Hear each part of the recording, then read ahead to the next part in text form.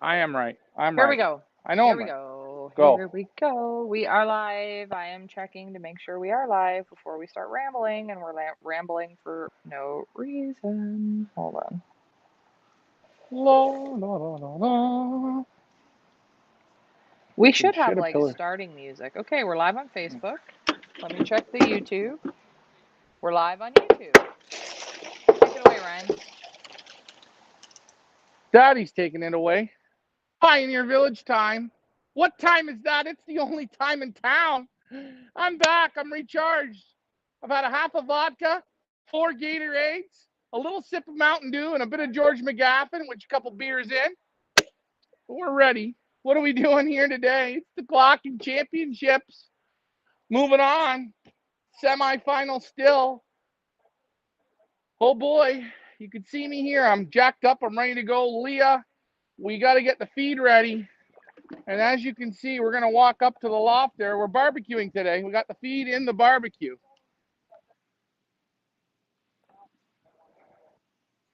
James Timothy Walters, Ricky Cruz, Glenn the Hurdles Thornley is in the house. We have two people on YouTube that are shy. Don't be shy, guys.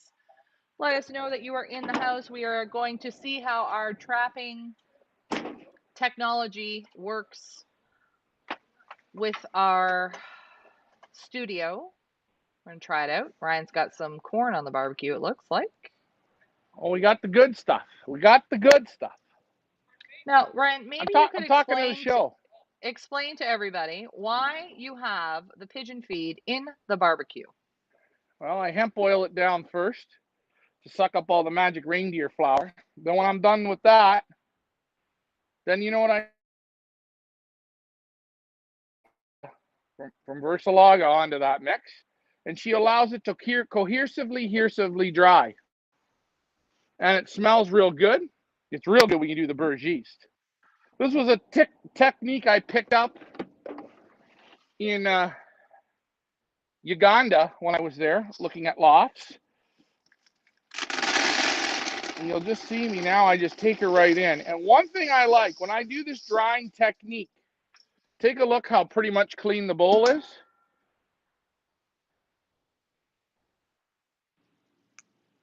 I see that. You are on. Very Very clean. Jim well, is in yeah, the I house love. on See, I Facebook. love that Hello. technique. Hello to Jim on Facebook. Hello to Troy Spencer.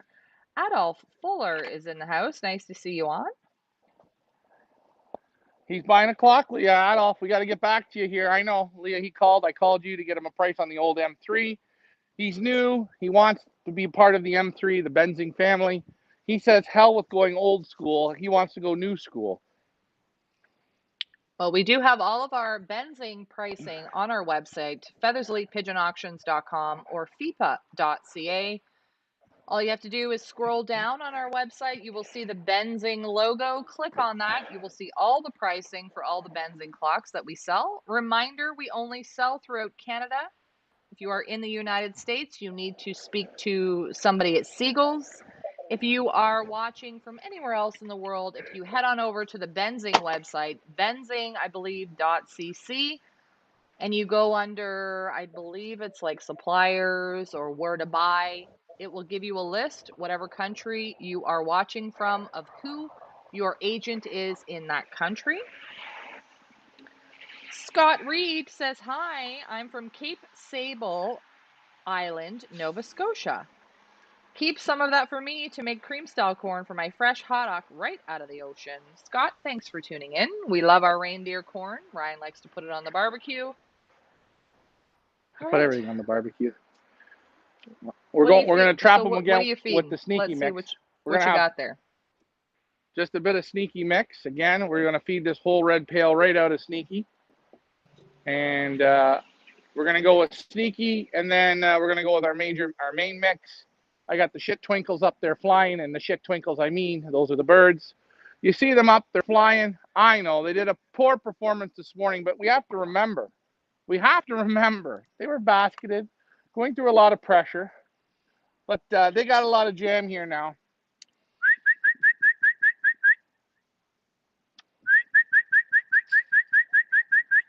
Oh, we got some when you talk to them, they want to fire up.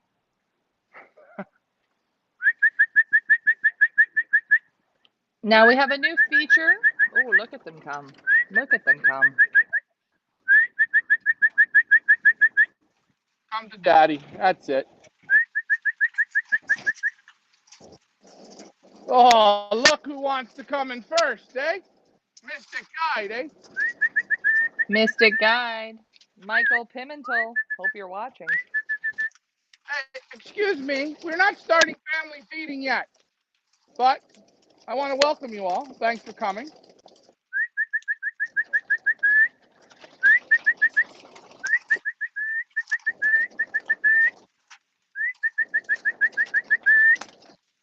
Leah, are you ready to bring them in? Just give it a minute, Ryan, because one of your cameras is not working. But I'm going to put the clocking link in the comments. We're hoping it works.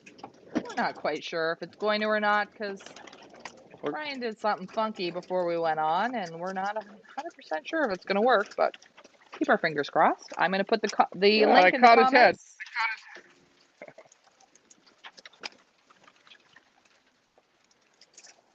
All right, you're going to put the link in the comments. I guess I shouldn't have called them, but I get so excited, right? This is the thing. Those who master the feed will master the sky. I'm no master of nothing, so I'm still practicing. So what we're hoping is on the bottom of your screen, you're going to be able to see them clock on the Benzing clock. This is a trial run, folks, for what do you call it? Monday's first trainer. Let's hope it works. We call this the big wipeout. Probably. It might not work. If it doesn't work, it's okay. We have 2 more days to figure this out. Okay, so are we ready to open the gate up? We are ready. I haven't put the Wind Companion link on, but Wind Companion is also running. If you guys want to check the Wind Companion, you can do that. Or just click the link in the comment section. That will take you to our Benzing. Or watch the screen, and hopefully it works. Let's see. Let's start praying. Go. All right, here we go. Good luck to all. Remember, the sneaky will be inside when I get there. We don't all start eating dinner until all of you little rugrats are in. Please, no pushing, no cursing, no cussing, no mucking, no fussing. We want good, clean trapping. Get away, get away, get away. No. Nimbus 15,000, you get out of the way. I know what you're all about. Come on, guys. You know what you should do? You should put one camera in the loft so you can see them go down. Just saying. Geez. Okay, guys, I'm going to put the camera in the loft. Do not open these gates. Don't open them. Because I know how yous are. Yous or utes. Whatever. Let's try her out. Oh, I don't want to put the feed here because we know what happens. They get mystic. Here we go. Ladies and gentlemen, double cameras. Look at their Mystic Guide doing something skanky. What I'm going to do is I'm just going to put a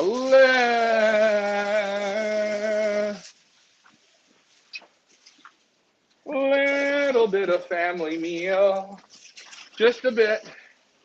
Just a little bit. Here we go, Leah. 5, 4, 4, 3, 5, 5, 5, 4, 3, 3, 3, 2, 1, 1, 1, 1, 1. Please work. Okay. I told you we can't start like this. Here we go. Hold on. Come on. Good. We're ready to roll. Hold on. I don't know if the clock's working or not, but hey, if it's not working, you can blame Lock Manager Ryan because that's what I specialize in is cocking up electronics. That's my name of the game. I feel like they're not trapping. Thank God. She didn't work. Didn't work. She didn't work. Good job. You know what? We're going to get them on Team Benzing, and we're going to figure out why Ryan's a trip down and a fall over. But at least you know what, guys? You can see that I'm doing it right. Sorry, guys. I have no idea. Oh, by the way, you can see Ryan's portion of the job's going down right.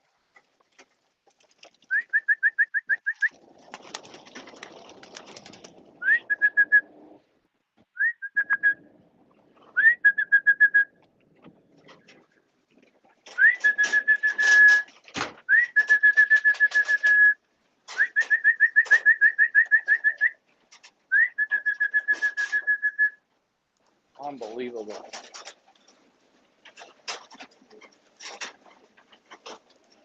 Well, at least we got 2 days to fix it. Oh, wait a minute. Wait a minute. They're there. They're there. They're there. They're there. They're there. They're You there. always knew you were my hero. I have no idea what happened at my end, but they are there. I'm going to try and increase this somehow.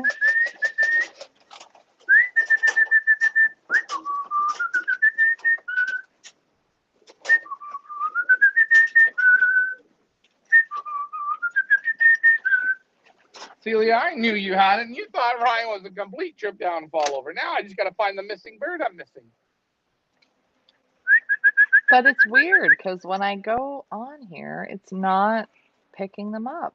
Sorry, guys. We're playing around here to make sure that we got it locked and loaded for. No, we're doing another Monday. clocking system. It's just one of those things. Why aren't they showing up here? Sorry. I'll hide this so you don't have to see the nonsense. All right, let's see why this isn't working. Oh, we got them now. We got them now. Maybe I had to refresh. I don't know. Maybe you had to do something mystic. You are mystic. Progress. Work in progress. Give me a break here. So, here we go, kids.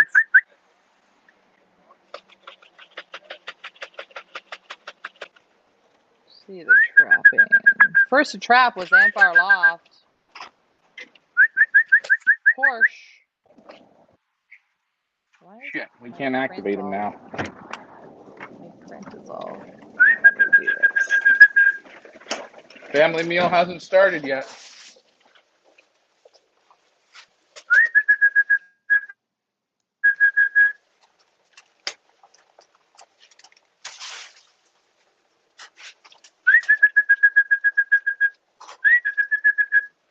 It's whenever Dad brings somebody down to look at the clock to show them how they're clocking, he doesn't even know what he's showing them. I was like, oh, it's not clocking? Yeah, it is clocking, but we don't have the screen up. But that's Ricky. Ricky just he needs to stay in his lane again. I'm just looking to see how I can make this screen better. Anyway. It's working. It's working. It's working. Scott said that he clicked on the live button and it started working. I think it's Scott. Scott, you need to be around for every single trapping show that we do because apparently you have the magic touch. Glenn thinks that his dummy oak came in about 123rd. It doesn't matter, Glenn, as long as it's in. That's all that matters. It's not race day today. I'm trying to figure out who won the trapping challenge. I know I did. I win every show. I'm going to move the camera down to the other end. Let me look here. Who won it? I don't know who won it. Anybody know who won it? I think said Antbar won it. No, but, well, Antbar was first with Porsche, but Porsche, I don't believe, was in the trapping challenge. He wasn't a finalist, you know what I mean? No, the finals aren't today.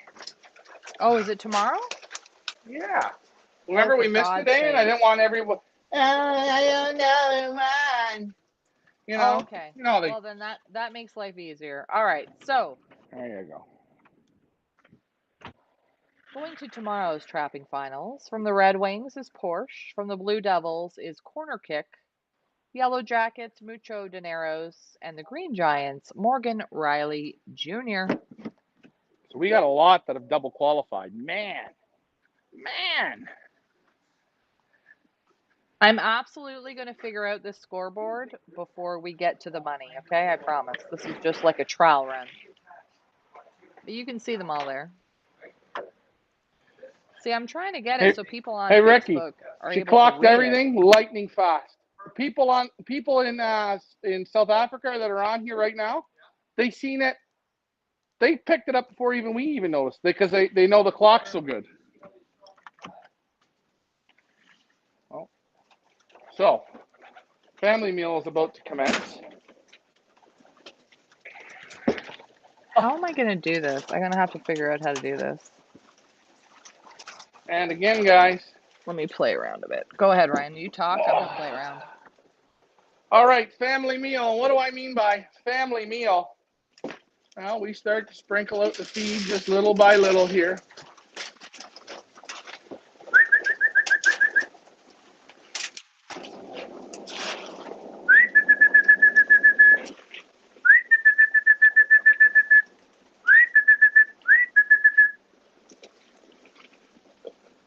We don't add any more feed until they clean it up. You see double cameras on here.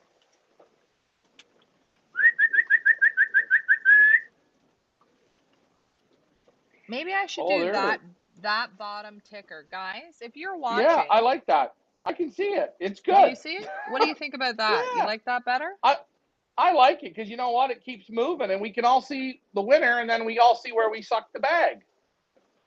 Okay, so maybe that's what we'll do for... There. Does that work for everybody? That bottom ticker thing? Whatever you call it. Let's call it the Nimbus. The Nimbus. All right. It's the Benzing ticker. The ticker by Benzing.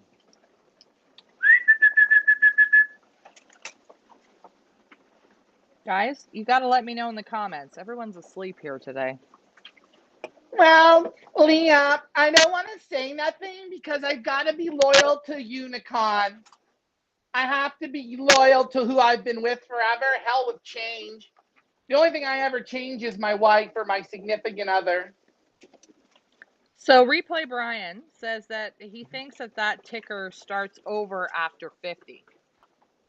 Ooh, maybe it does too. It does too. It starts over after 50. But you know, like no offense to anybody, but after the first 50, does anybody really care? I mean, they could go and look at the actual clocking, right? We want to see the first 50. 10, 50. Oh, hey, wait a minute. Maybe the problem is, hold on. Maybe there's just a button you push to upgrade her to more. So we show all the winners and all the losers. Maybe. Scott Reed says, as far as I can see, everything is working fine. Click on the live, click on the download numbers, top left, and choose how many entries you want to see.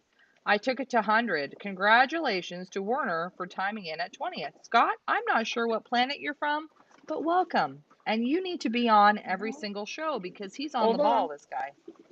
You always knew you were my hero. I don't know who he is. That's Scott's song. That's Scott's song. He's our hero. Because Leah couldn't do it, and me, I had a hard time with Lego. Well, we're trying to prep here for Monday's big first trainer, the big 5 mile trainer. I don't want to get everybody wound up about it. And I want to make sure you guys are able to see the clocking when it happens live on Facebook and YouTube. So we're doing these little testers here. Isn't it funny that the smallest race in North America is the race that has the most technology? Well, yeah, you better watch because I know over there across the pond, they'll be listening and Africa's trying to copy us already. And, well, they all try. Don't worry, they'll come for us. Eventually, we're the ones that started all. Everyone else gets the accolades. You know how it is. Brian wants to say, how did I lose my top fan? Probably not enough and interacting with the live. What do you mean top fan? Who are you missing? Who is your favorite? Who did you lose, Brian? Let us know.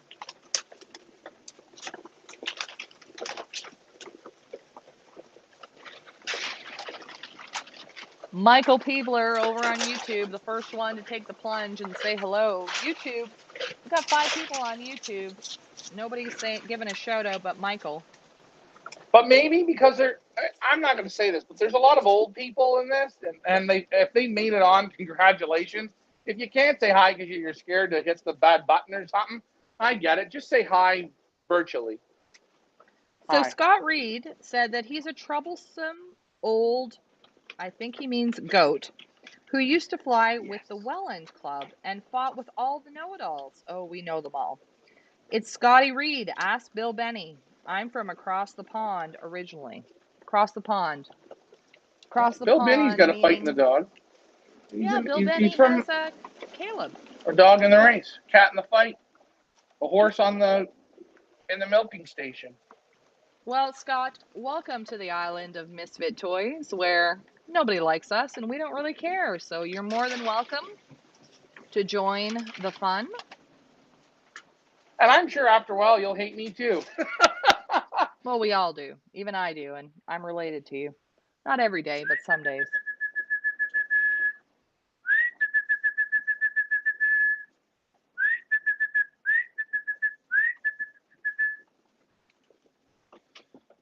Come on, you got to eat the hemp seed. Come on, kids. No more feed. Family, look at the cockbirds. They're so tough. They don't give a capital SHIT, boy. So Scott is from Scotland, so he would absolutely know what a Sassenach is. And he's 80. Well done. Boy. He's almost as old as Well, Wally.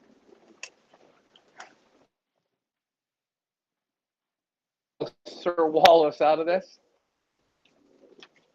Well, I feel like Scott thinks he's the oldest of the bunch. Oh no, you're not the oldest, Scott.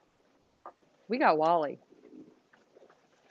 He knows who Wallaby is. Who doesn't know who Uncle Wallaby is? I went to Singapore and they knew who Wally Bielek was. They said, Ryan, be sure to tell Wally, happy birthday.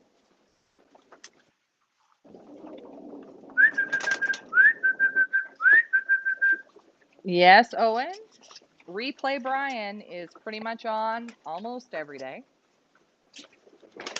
I'm dying to know who his favorite. Who's your favorite, Brian? I want to know.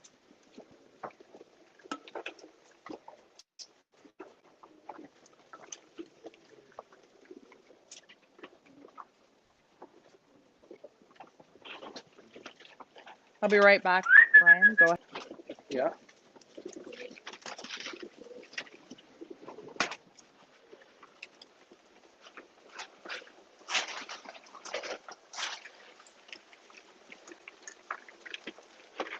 You're just seeing us just hitting them up with a little bit of grub here.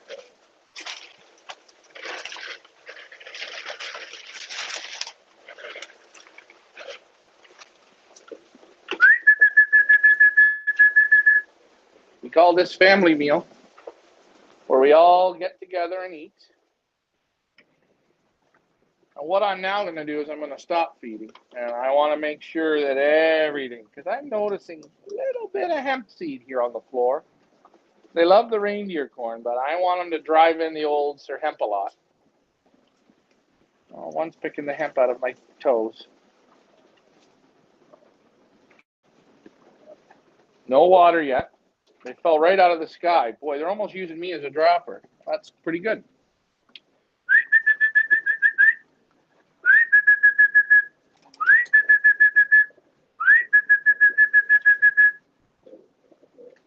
Taking our time.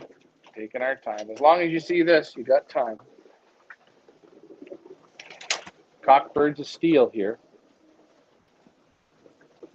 The ticker, though, is looking good. I like the ticker.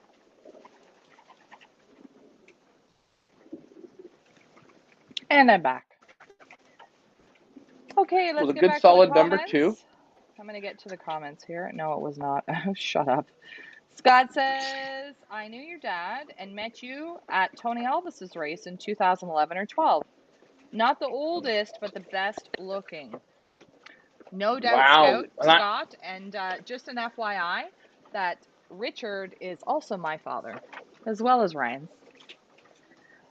I think it's so fun. She really likes to do that. No, She it's really funny likes to do that. Yeah. If I'm ever at the store and guys come in who I don't know who they are, they'll say to me, oh, is Ryan's dad around?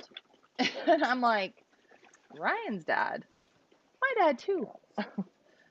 Look, I lay we claim. got double cocks. cocks and hens are getting all jealous amongst each other. Hens are strutting, and you would think they're starving. Well, there's some hungry birds here, but you see the horsepower in them. Well, I can't wait to separate these birds because their brains aren't going to be working. They're going to be in. Oh, they got lots of hemp to clean up. We're not going to feed no more feed kids until we eat the hemp. And I know you're hungry, but hemp has to go down. Where's Randy Nurkle? You're not feeding enough hemp seed. You've got to get more in. Whoa, whoa, whoa, whoa. Brian says, above my name, it used to say top fan, but now it doesn't say anything. It says top fan when you comment a lot or you like our posts or you're engaging with the page, then you'll be a top fan. But Brian, you are always a top fan in our heart. Don't worry about what Facebook says. Yeah, don't blame me. I didn't put that on. That'll be the next thing. People think I've deleted top fans, and I haven't. Yeah, we did not remove your top fan badge, Brian. You are a pioneer top fan always. Scott says, love to listen to the banter between you both. Well, we are related. Come to a Christmas dinner, it's the exact same thing. Would you like some right out of the tray? Actually, a good indication of how we behave, I mean, we are real. This is exactly real. Totally how we behave all the time. But a good indication of how our Christmas, Easter, Thanksgiving meals go, watch a family show on our page, 6 o'clock on Monday nights. And you will see me, Ryan, loft manager Richard, go at it.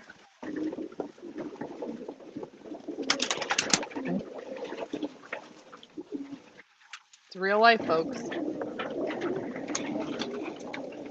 All right. I can see now they're starting to get, they're calmed down. So I want to make sure all the hemp's off the floor. Oh, there's some more hemp here. So I'm going to move my feet. I can feel it under me toes. So you know what that means. Keep eating, kids. Keep eating.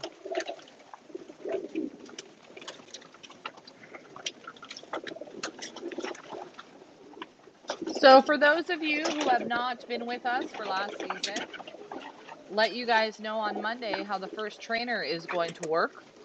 We will be live from the release point with loft manager Richard. He will do the releasing. You will be able to watch the release live. And you will also be able to watch us live at the loft. So we're going to go remote to the training location with Richard, and then Ryan will be on at the loft waiting for the birds to come home. You will be able to watch the entire thing from start to finish live on our Facebook and YouTube channel on Monday. So tune in for the Pioneers inaugural training. Exciting. And you know what we call our inaugural training, Leah? I have a name for it. The butt clencher? Nope. Lose them live. Lose them live with the Pioneer. I think I like the butt clencher better. Because my butt will be clenching for Karen. Where is she?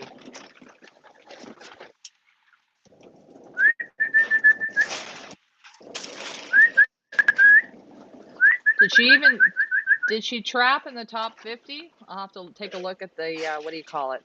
Ticker? Benzing ticker. The ticker. Use the ticker, Leah. Get on the ticker. For some reason it stopped at, why did it stop? My ticker stopped. Hold on. Refresh. Oh, there we go. Sometimes Going again. It's like when you go to the bathroom and you're not sure why it stops and there's more there and then it comes back out again. You just got to let her go, Leah.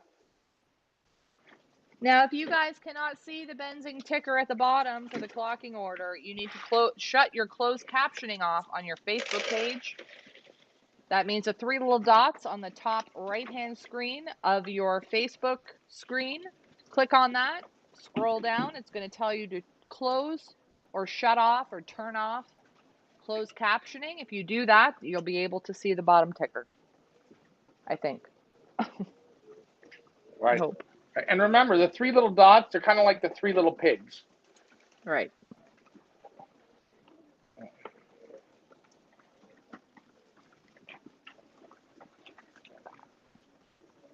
How many will we lose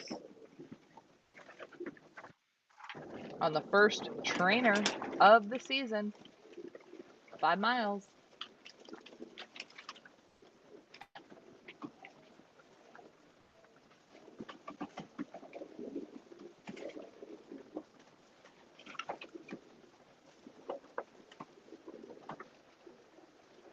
Come on, Mr. Guru. Show me how smart you are. You're not sure about you. I think that's how Tony and Rita feel as well. Like, I'm not quite sure about that Ryan guy. We think we like him, but we don't really know.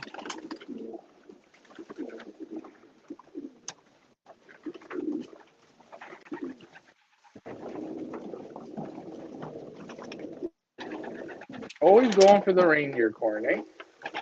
James Always, eh? Timothy Walters has a Facebook tip for you all. If you turn your phone sideways, you can see it better. Remember, And there's it's... hemp. Go ahead.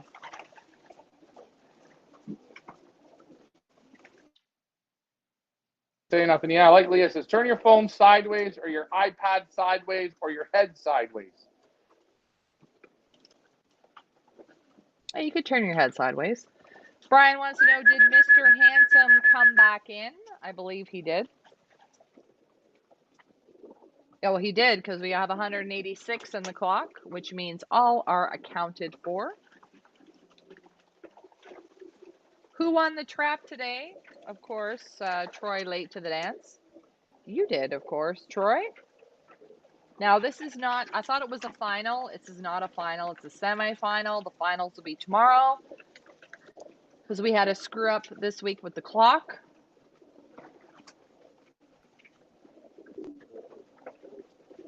So I'm waiting to get back to the ticker here. Let me see if I can, to see who trapped first. Hold on. I know, Troy, yours was 1. I don't want to move it because you guys won't be able to see. Look at, there's Henry's. Henry's Jr. right here. Look at him. There's Swoop Loops right here. Okay, and you are, I'm not sure who, oh, I think that's the WB. Let's get some wrestling going on. Okay, You I'm gotta going to let fight you know, Henry's. Troy, in 2 seconds. Hold on. I'm waiting for the ticker to start back to 1. Okay, Anne Farloff, Porsche, Rody and Furlano, Gary Rowe, and I believe Momo Beware, which is Morgan Tavares. You're going to tomorrow's finals. Ooh, who's that customer? It's Henry Radars. He likes to play TNT. fight here. Maybe it's TNT. I'd have to look at his number, but there you go. Come on, you want your corn? I know you do. I know you do. You're a good boy. All right, we got the floor clean. You want more family meal or what? Hey. Enough of this, eh? No pigs to the dance. You're disgusting. You disgust me. You are Move the looking camera up a rather bit. nice, though. Move the camera up a bit. Up a bit. There we go. Here, you want some more? Here, you know what? You did a good job. You want some more? Go ahead. There you go. You're all right. In my books, you're all right. What about you, eh? You want to show him where the bear shits in the buckwheat? They're not peanuts. It's corn. Oh, not corn. I'm going to count to 3. You better take it. 1, 2. You want it? Yes or no?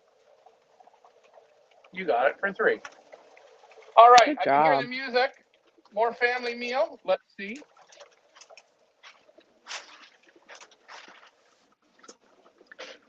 My question for James Timothy Walters is, which pigeon are you going to activate in the sprint series? And which I know. junior are you going to activate for the main race series? That's my question. Let me know, James Timothy Walters.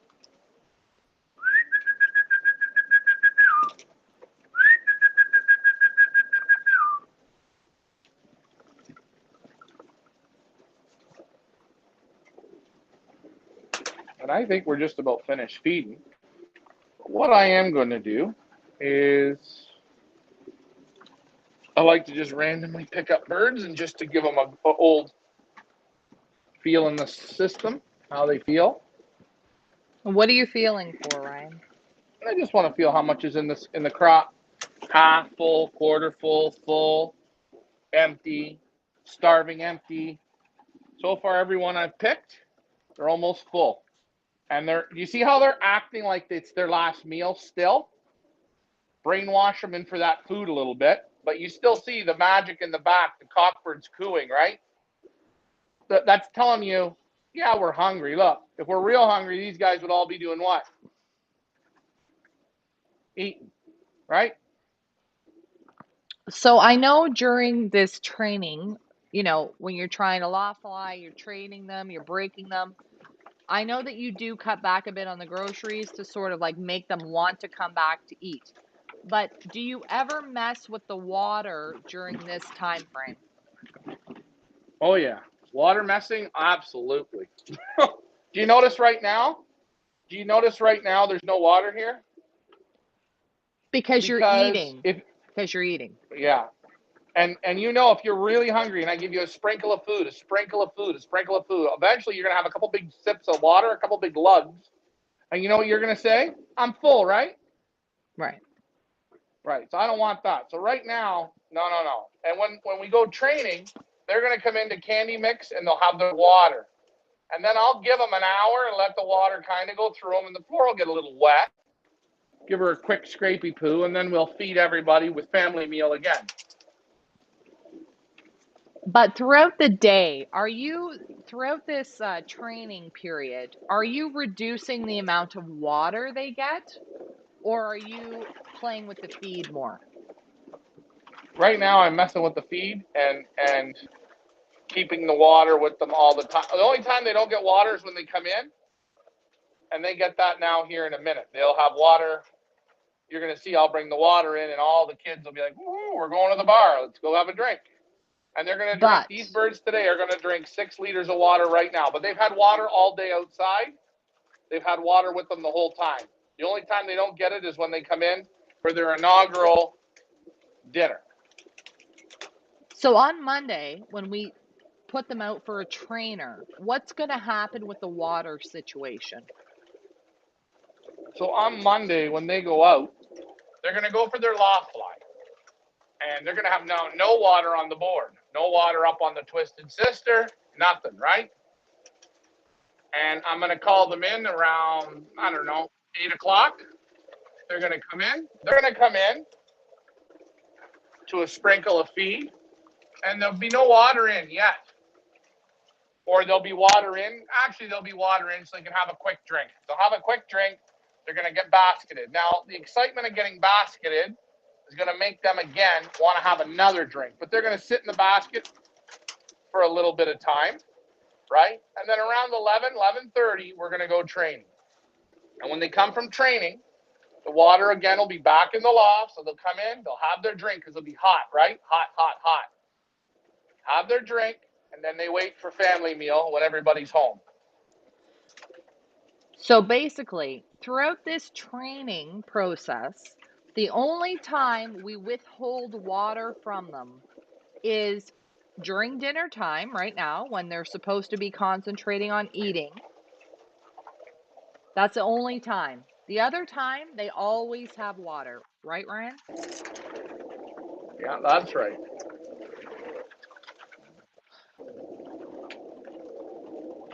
Right? You always have water. You always have a drink. What do you? Look at how full you are. You look like a pig, and you're sitting on me.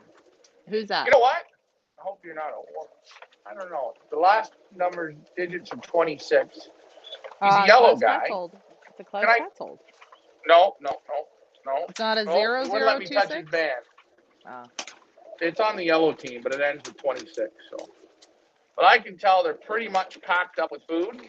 They got a nice amount. Oh yeah, lined to the gills. What's his number? Let's see who this guy is who always sits on me. Are you ready, Leah? We're gonna come up with his name. Oh no, that's not him. It's a different. No, I said it was. No, that's not him. Where is he? He'll back. Yeah. Where did he go? Look, there's Glenn's Grizzy.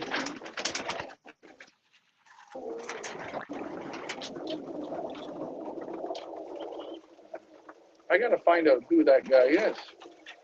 Now I can't see him. I think that's him right there.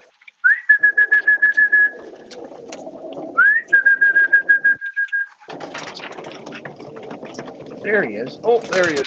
Ah, thanks for hitting me in the face. All right, so now we're going to show you the drink time. Is that good? Yep. We know who you are. We know who you are. Who are you? Let's see this guy's number. Henry Radar, the last four digits, Leah, are 451. So it's 46451. 46451.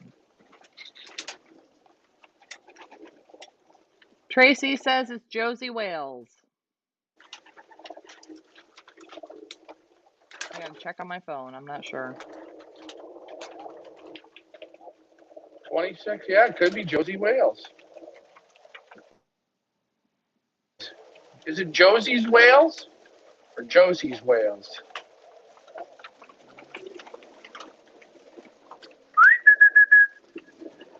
You know, if All right, let's Tracy put the lived camera near us, she could be our pioneer secretary. Not secretary, but I don't like that word, but you know what I mean. Like the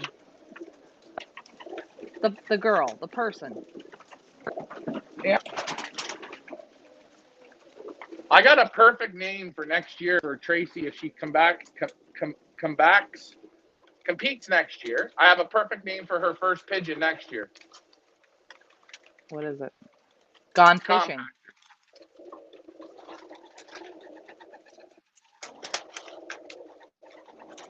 Who? Compactor? Yeah. I'm sure Tracy knows what a compactor is. It's raining out. Well, It's raining. 111026 is Josie Wales, but that wasn't the number that you said. What was the number you said, Ryan? 4 something? Ended with 26, but the problem is it ended with 26 and it's got a yellow marker, so it's on the yellow team. So whoever ends in 26 on the yellow team, and it's a blue checker, that's the bird. And blue checker's code is BC. All right, So time for water. maybe You guys it is. ready? Maybe Go it ahead, is I'm Josie's whale.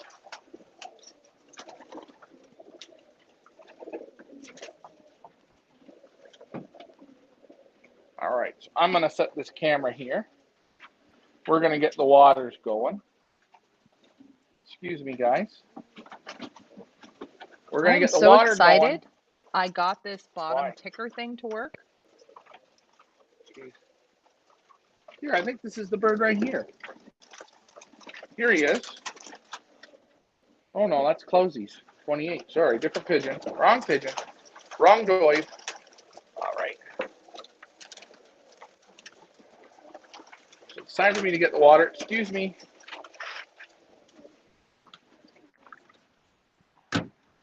Let's see if Ryan knows how much they're going to drink on this watering. Tracy says, I think Ryan's reading the wrong number. No doubt. He absolutely probably is 150%. Probably. You people are sure hard. You people are sure hard on me. Well, it's, no, we're not judging. A little dyslexia. It's okay. We all have our issues. I am an issue. Troy says Gatorade could be a good name. Got to be orange. Orange Gatorade, of course. Yeah.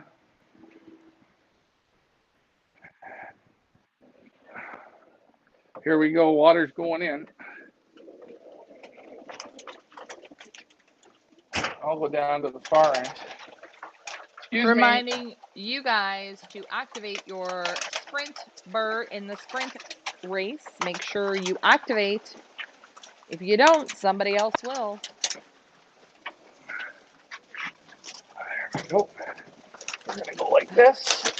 And I'm going to go like this. Oh, There Glenn. you go. You'll see them. Glenn's clever. Glenn says, Tracy likes fishing, right? A good name could be Salmonella. Salmon, and then Ella. Salmonella. That's funny. You're funny, Glenn. Boy, we're a witty little group of kids, aren't we? Come on, honey, look out. All right, we're going back to the water trough. Next group of kids is going to have a slug-a-lug. Here we go. I know, you want your drink.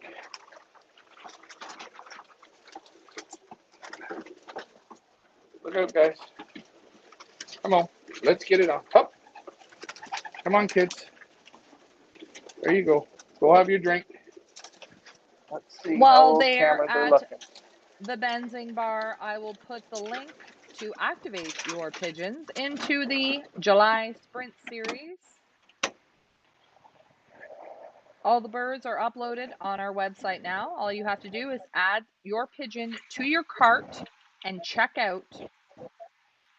And then you pay by e-transfer if you're in Canada. If you're in the US, by PayPal, friends and family only, please. Or we get dinged with a crazy percentage from PayPal. Just an FYI.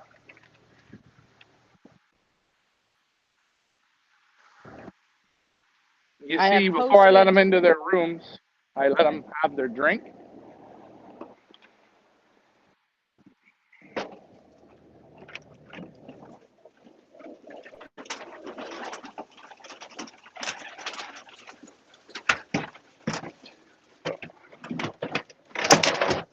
Leah, you can just mute me. I'm going to put these owls into their section. I had to go to the bathroom, but all right. Oh, okay, no problem. I can keep talking. I'm just teaching the owls how to come through the bobs. So Yeah, you keep talking. I'm just going to. Again, Leah really enjoys going to the bathroom, especially on these shows. It's almost like when she gets onto a show, it's like the urination and the crap has to come out. And that's what makes this show so dramatic and so over the top. And a lot of people don't understand that. I don't know. I've been saying it's maybe irritable bowel syndrome or something like that. But again, I don't know a lot about medications or nothing. But I think there is definitely maybe a bit of an issue with Leah's bathroom problems.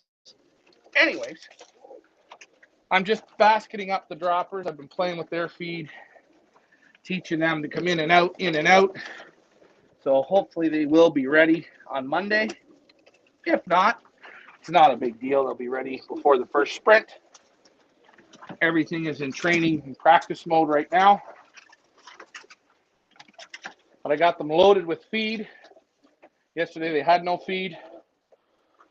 We only had water. Today they had no water and some feed. Now they're going to come through the main section for their water. We're going to give them a little practice go. Okay, while I was in the bathroom, somebody knocked the camera over because we're now looking at the ground. Just an FYI. Well, that's good. And that's why, again, if you have that same issue that Leah has, that irritable bowel syndrome, you'll see you can't triple task. Maybe it's because I've had 15 coffees since this morning's broadcast, and nature calls. Remember, Leah, did you remember, and I hate to say this, did you guys already drink that all down? Oh, you're getting low. Leah, did you not remember when you went to Hearts and Boots? You had the toilet, right? Boots and Hearts, yes. Whatever. You can just sit right on that toilet for the show and let the magic happen. I do have a portable toilet that I could attach to my seat, and then I could never leave my desk, and Ryan would love that. See, what happens to me, and this just stays in house. When I have to go to a bathroom break on the show, I just go right in my pants. And well, that's a you thing. You know. That's a you thing. Now remember though, Leah, I suffer for our show, for our beloved audience. I don't really feel like I have to go to that extent. Yeah, but you see, when you were gone, something tragic happened in the middle of that show. The camera went to crap. I'm on now, and they've messed with it again. Now it's looking at the, what do you call it, rails, bars? All right, well, I'll have to adjust it. These owls, boy, I'll tell you. They smash into your face. It's an incredible thing. Whew. Well, I get a little bit of carryover feed here. I feel like everybody's waiting until the cutoff to activate. Are you guys waiting? Do you guys not have faith in us? Sure they don't. Why would you activate now? We don't activate now. We wait. Well, I activated Karen because I believe in Karen. Well, Leah, what they would say is you're a Junie. That was a junior move. I'm gonna go move this camera over here. Here we go. You gotta believe, Ryan. You gotta believe. Oh, I believe. So what I am going to do now, because everybody's had a good drink of the magic water, and I had some Pigeon power in that magic water today. It's a product that I like to use. I'm going to put the camera down at this end. So we got two cameras at both ends, so hopefully nobody knocks it over. Could you please not knock the camera over? Thank you. I'm going to reload the drinkers here again, and then I'm going to let the droppers in and let them have their drink.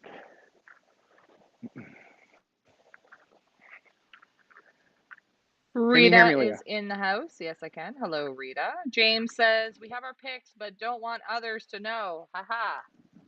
Well, James, I'm going to hold you to that. I want to see James Timothy Walters on the scoreboard at some point this season, because I know you're a fan, and I know you tune in, and I know you watch the birds, and of course, one of them just flipped the camera over. Look at that beautiful skylight. It's okay. Oh, we're going to leave it like that for a second. Hold on 1 second, guys. Hold on. So as you can see, Ryan's handiwork here, skylight handiwork in your right-hand screen, then maybe we'll go over and take a look at how the real guys did it. A little different than that.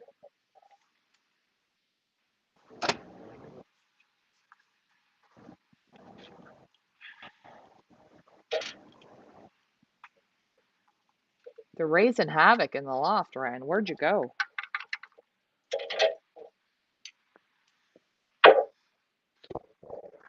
I'm here. Hello? Mm-hmm.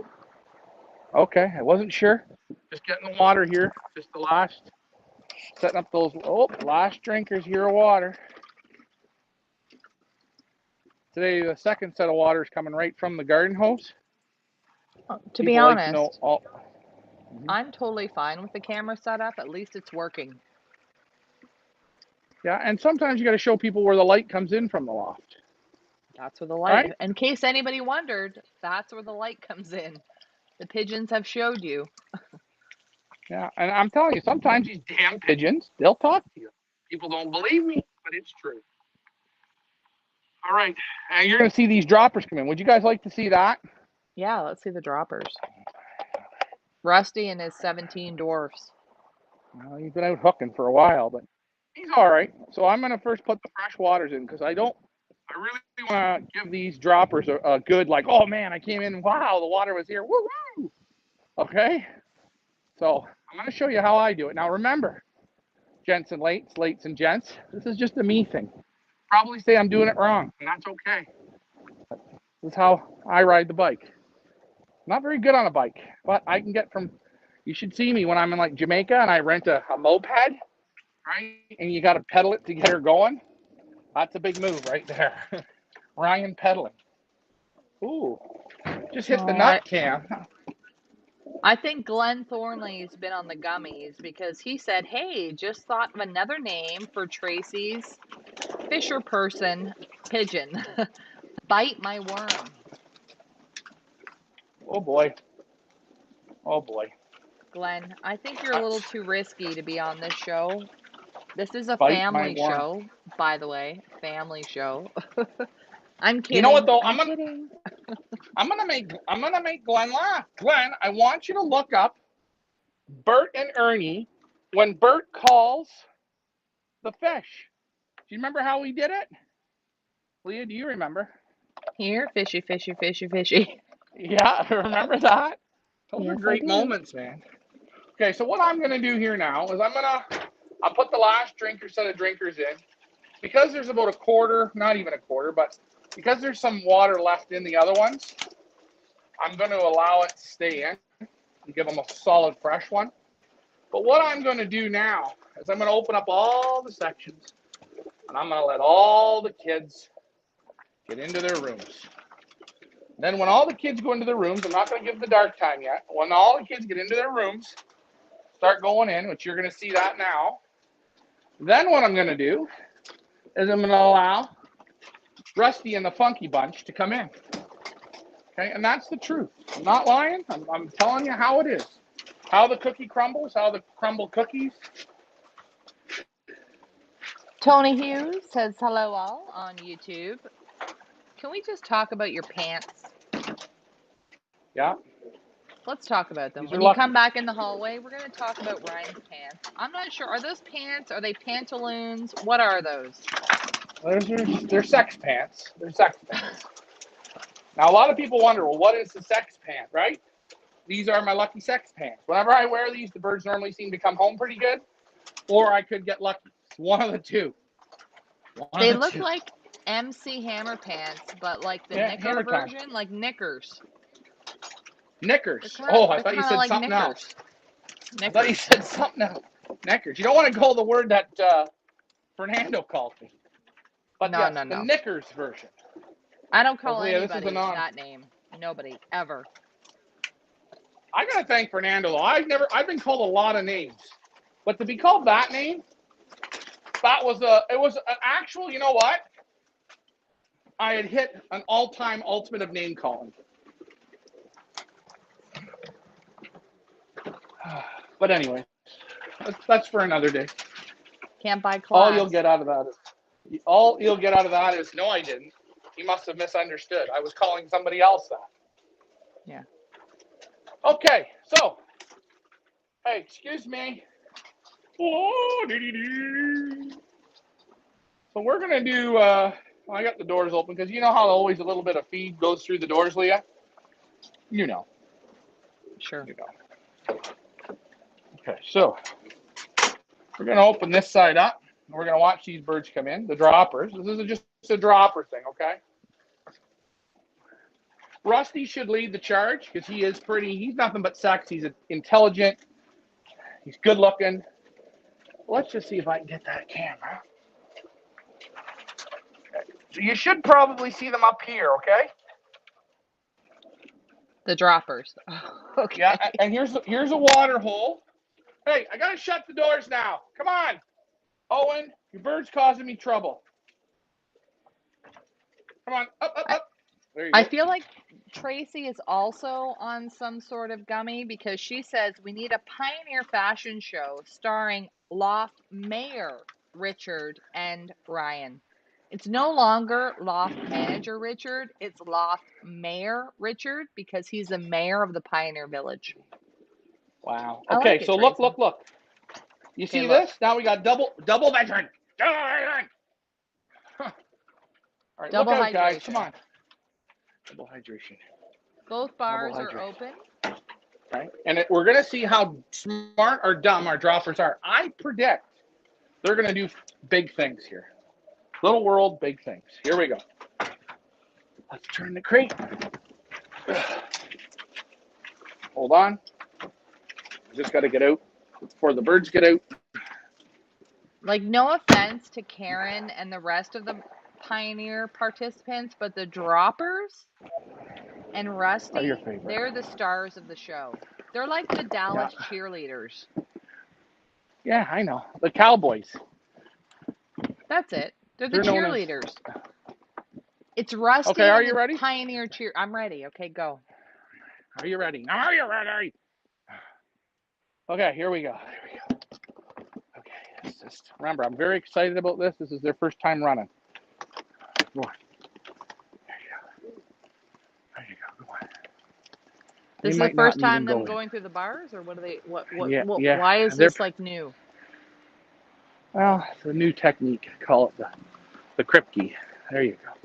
Once Well, they they got to start fix. going in, it's Oh, Rusty should know how to oh, do it. He did it there. The last first year. one just There we go. First first one's in. first one just got out the side, but that's okay. That's okay. It's okay. Oh, one did it. We know one's got to have some brains. So Oops, those that's little not gonna. droppers, they are going to live in the Pioneer Loft with the rest of them, correct? Yeah. I'm gonna hand bomb them through because they got the brains of a centipede sometimes. So Glenn says, I have another name, but maybe a little man overboard. Glenn, let it out, Glenn. Let it out. You can offend us. It's okay because we offend everybody. Just let it out. So you're seeing them go through. I'm just hand bombing them today. And I got one that got out. So one's going to be out, and he may be out for good now. We don't know, and nor do we really care because why? They're just droppers, and they're going to figure it out on their own. They have their own. They want to live here at Pioneer Village. They figure it out.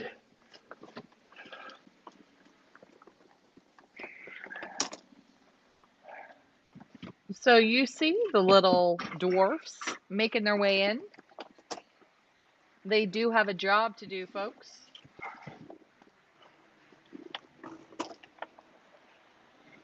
Join us on Monday night at the Family Show where we're going to talk all about droppers. Get into the big dropper debate. Do you use droppers? If not, why don't you? And if you do, why do you?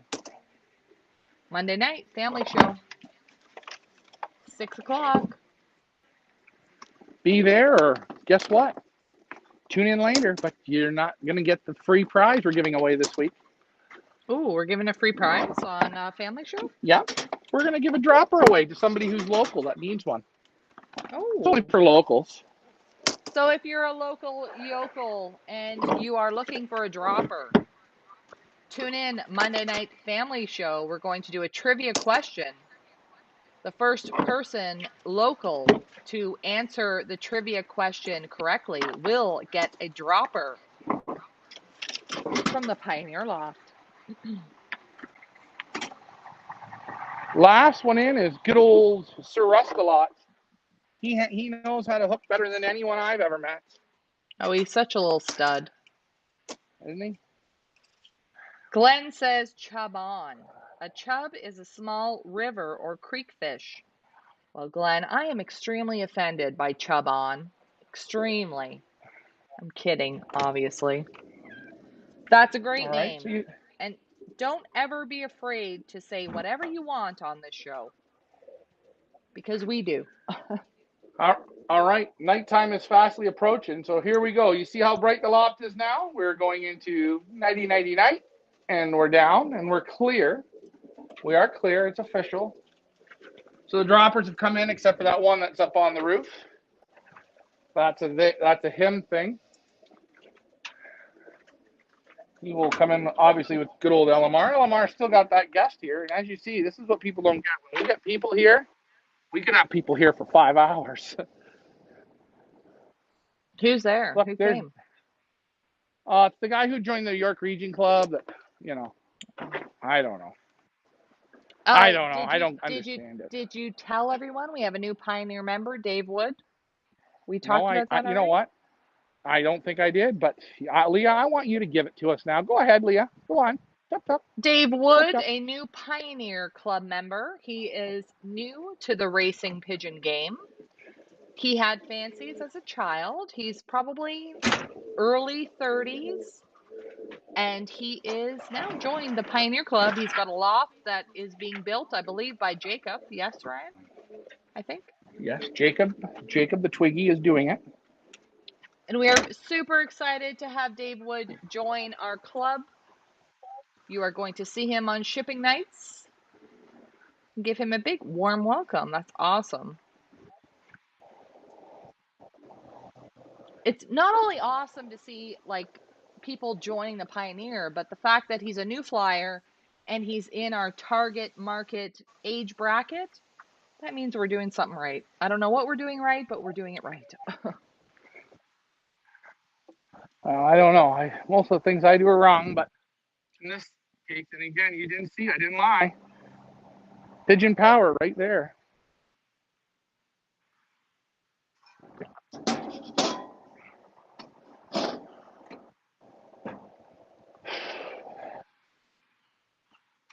I gotta do some tidying up outside today, Leah. It's just freaking awful outdoors. So we have the landing board cam and now the kitchen cam. I wish you would have left one camera in the loft, but whatever. Well, I can do that just in a blink of an eye or a touch of underpants. Is going to come down. It was going to be very spectacly. Can you move it to the left, please, a bit? The left? The left. The left. The left. The left. No, that's right. Is that the left? The other way. Oh. Towards the dining room, please. Well, the problem is our cord. You only. There we go. All right.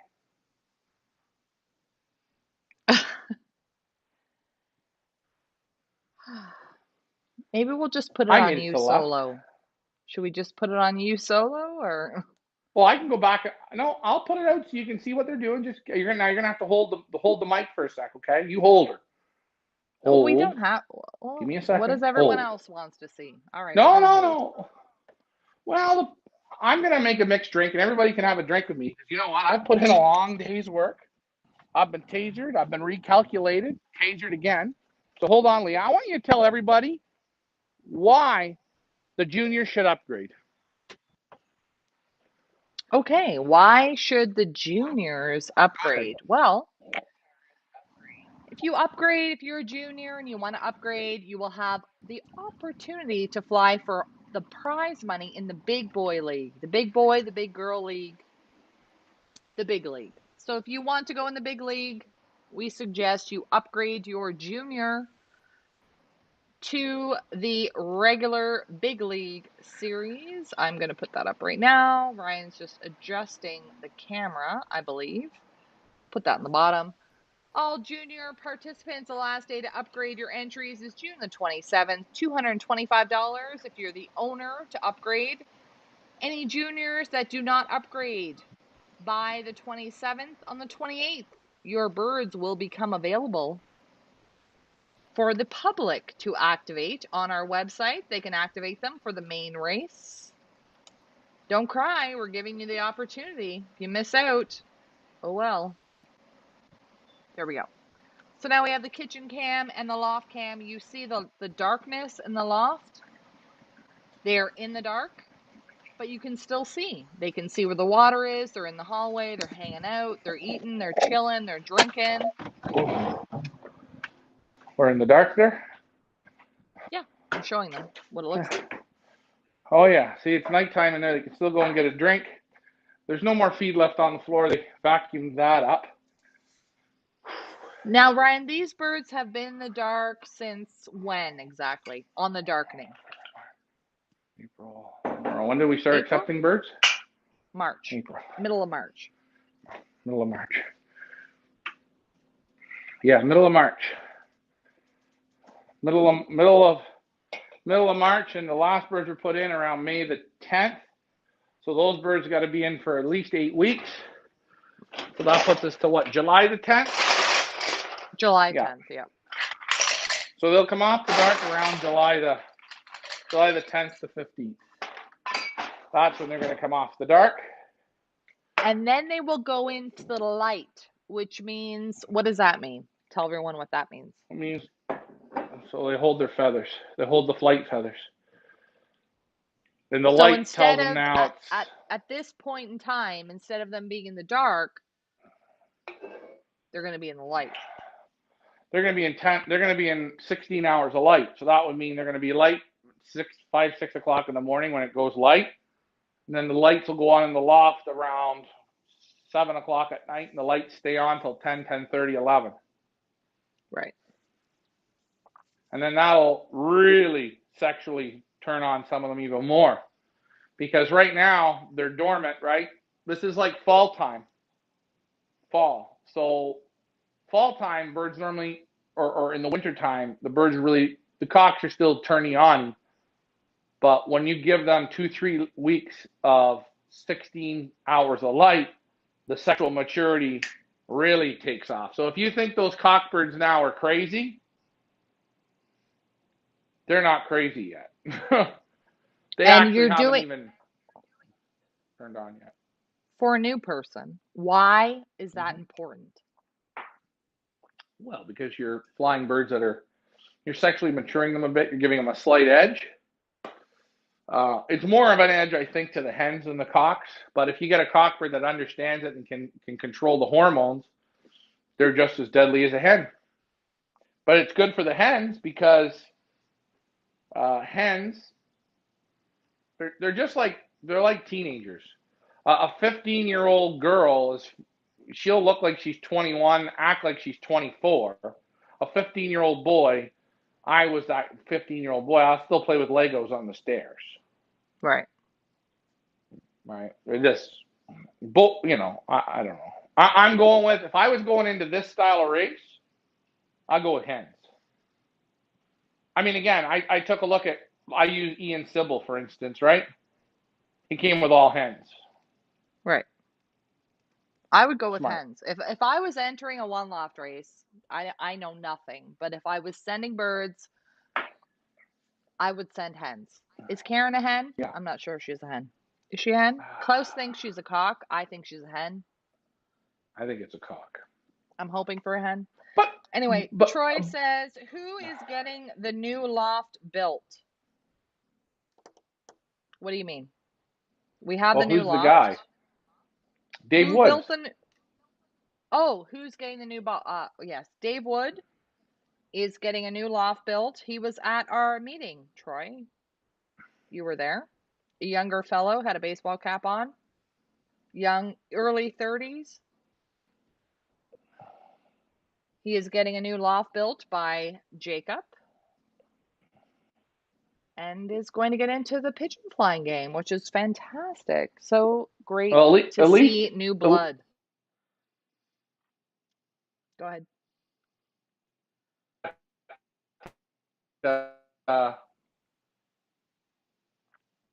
Won't make you feel like complete shit. What? Would you? Your phone cut out. What?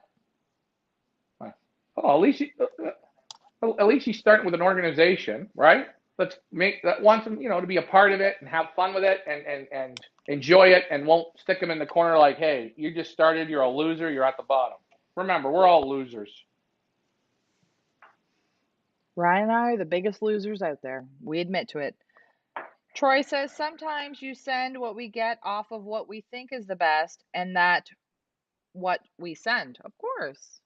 I don't think anybody sends a $350 entry that's like they think in their mind, "Oh, this is off my crap. I think I'm just going to waste $350 and put it in a one loft race." I know that doesn't happen. You guys are smarter than that. I get that. We get that. The whole thing is everyone tries to send their best, and no one tries to send their best because you don't know what's your best. You're picking what you like, and you know what? And this is something. If you look at the Salem one loft race, I'm going to use that race. We'll take a guy, Tiger, come to me, Tiger. Bernie, he sends every baby he breeds to Salem. If you breed 70 babies and you have one good one that year, and it's in that race, you win. So, guys, do you want to win a one loft race? Breed a whole round, send them out. But you're going to gamble, right? You have to gamble to be a winner. I'm not knocking them, but you will see. If you put all your birds in different races, you will do good in the odd one. But if you don't, if you keep 30 back for yourself, the odds are you're keeping the best one at your loft. Troy says, I was hoping both of his were hens.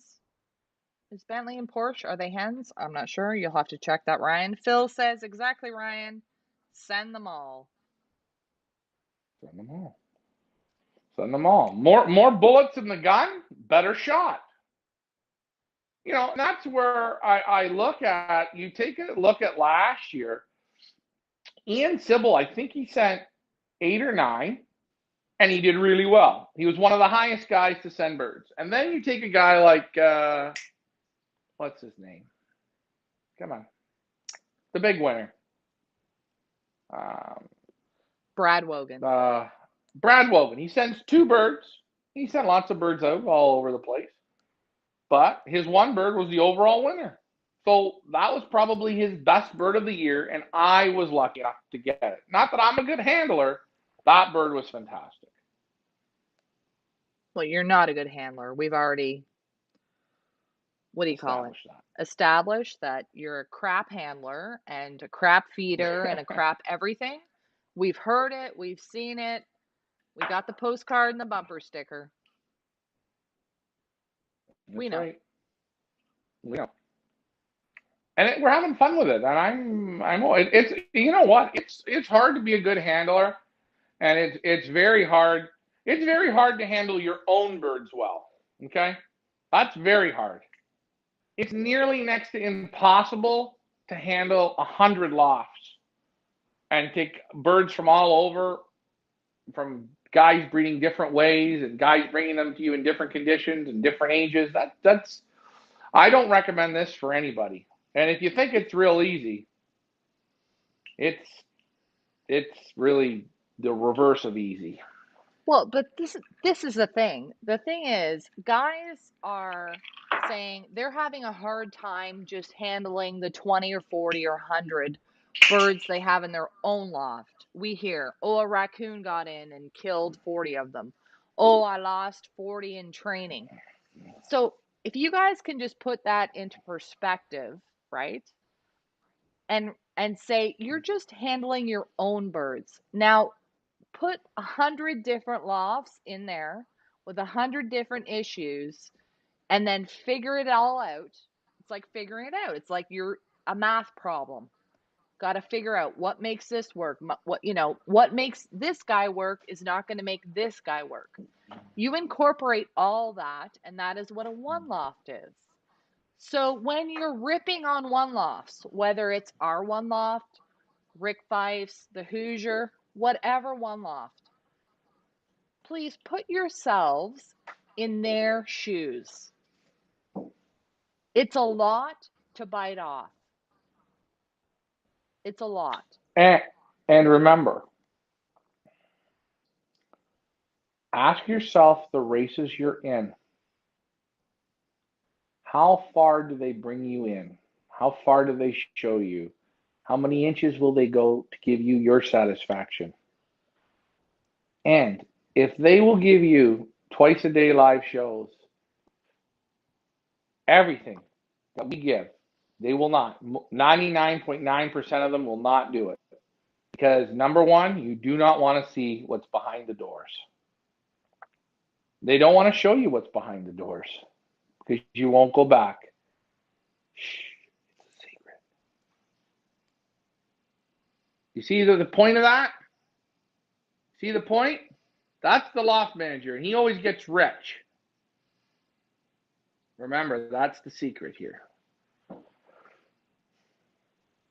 So you have to think about when you're putting birds into one loft or races. Who is the handler? What are they doing? Not only for you, but what are they doing for the pigeons? I know you guys all think we do all this camera work because we want you to see. Yes, we do want you to see. We do it for the pigeons. Everything we do, we would do it regardless, whether we had the cameras on or we didn't have the cameras on. Ryan is not working any harder because he has the cameras on. This is the way we run our show, our ship, our loft. We want to give these pigeons, your pigeons, the best opportunity to thrive, survive, and win. That's right. And you will see it. You will see since we've started this, and you can ask Rick Fife. He says, oh, you've really upped the game. Now I feel like I have to do it. I've upped the game. Leah and I have upped the game. No, We didn't up the game. You guys are paying for all these races. The Golden Prairie race, okay? I was entered into that. I seen the chicken drinkers on a photo. I seen the floor. I seen the garden shed, okay? I seen the perch fees. And you know what I said? Nope. No, no, no. No, no, no, no, no, no, no, no, no, no, no, no, no. No, no, no, no, no. Nope. Crap. That's it. Crap. Not run right. No inventory. Nothing. Nothing. Auction site starting. Importing starting. And selling feed. Nope. I'm not interested. Sorry. Thanks for flying with me. I look at the Salem. Been in there. Been in there. Building lofts, changing payouts on the fly, people not getting paid. Nope, nope, nope, nope, nope. Got a clocking system from China. So, hey, I'm ripping on them, eh? Because I can be ripped on. You can carve me a new asshole anytime you want. Looked at the Salem. Nope. No good. Then you go to the Dutch Touch. Oscar, he can screw it all up, and you all go back. Birds don't even go the distance there. They wobble, crash, and burn. 600. 600. A lot of dummies went to that one back. Not going there, sorry. If Oscar's in it, I'm out. And then what do we got here? Who else? We got Rick Fife. Rick's upped his game this year a little bit. He has. He has. He has. And I'm going to say congratulations to that. And you know what? A big part of that is actually Rick. Rick hasn't upped his game. No. No, that's a lie. Rick has not upped the game one bit, but his wife Gene has. So I give kudos there. I'm a little bit more interested there. I might go back next year again. But all those other three, guess what? You might as well take your money, kids, and burn it. And I'm sorry, my race here that we got here at the Pioneer, mine's a specialty race because I don't hold no punches. I give it to you exactly how it's going to be given. Same with the Pioneer Club. This isn't a vote. This isn't no. This is how it's going to go. That's why last year, when I challenged all three of those races to go head-to-head, they all had triple the birds. They wouldn't come and play against Daddy. And they won't come this year.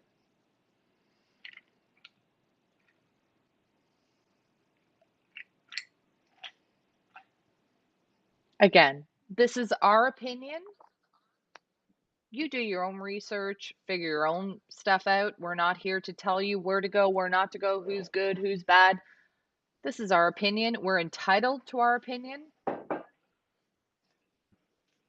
And I think what we're just saying is watch where you send your birds. Watch who the handler is. Watch how much time, effort they're putting into your pigeons. Those are your pigeons. Forget about the perch fees. Think about the pigeons. What do the pigeons have to go through? Is your one loft race manager preparing them for what they need to do? I'm going to be honest with you. In Southern Ontario, we could have the greatest all-star. Hold on, go ahead, LMR. Okay. We could have the greatest all-star Super Cup. Yeah, I'm going to go upstairs with you. Championship. Loft against loft. Dutch Touch, Selah, Ricky Fife, and those trip down fall over Pioneer Villagers. We could have series upon series, all of us go up against each other. But that entails Tweedledee, Tweedledum, and Tweedledoo to do the work.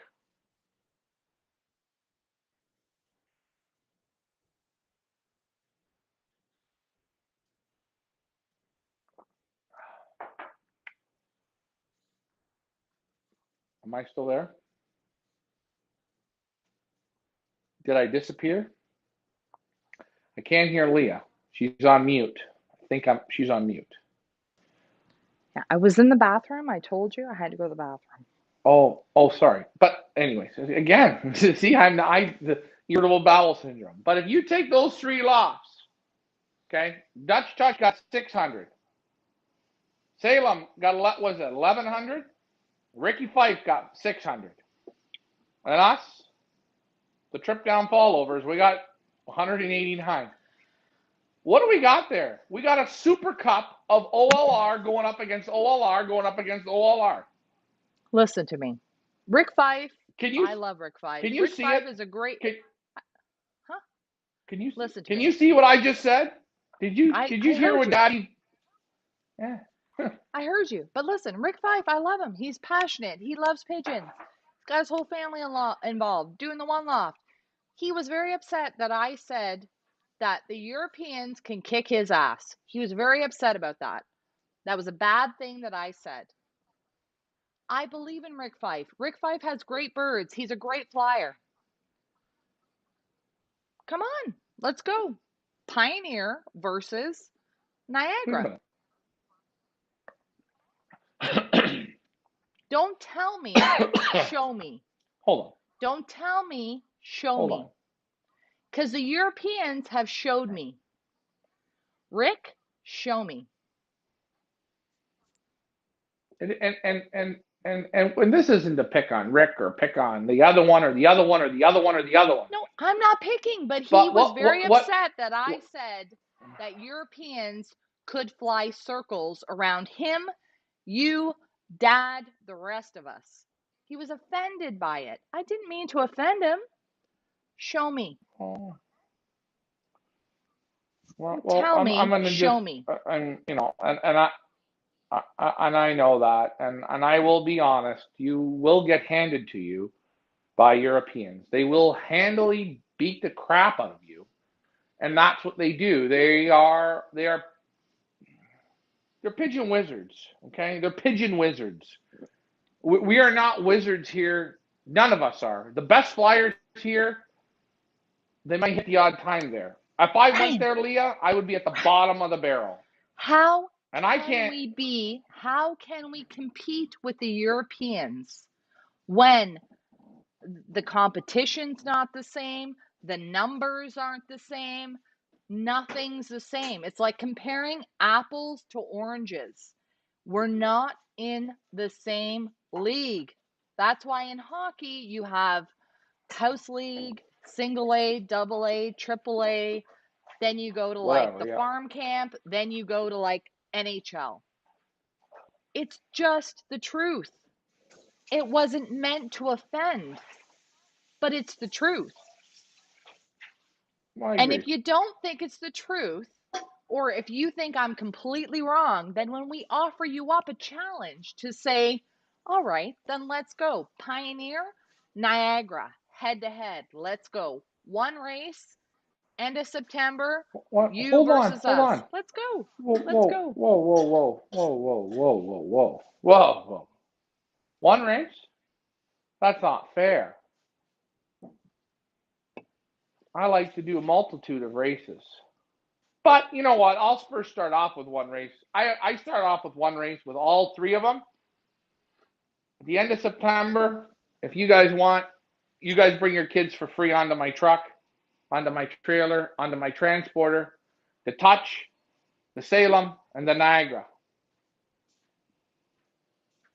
I just think if we're going to tell ourselves lies that the Europeans are not better than us, it's just mathematics. It's just the numbers, the sheer numbers and the amount of competition that the Europeans have to compete against compared to us. I'm sorry, there's just no, I don't believe it.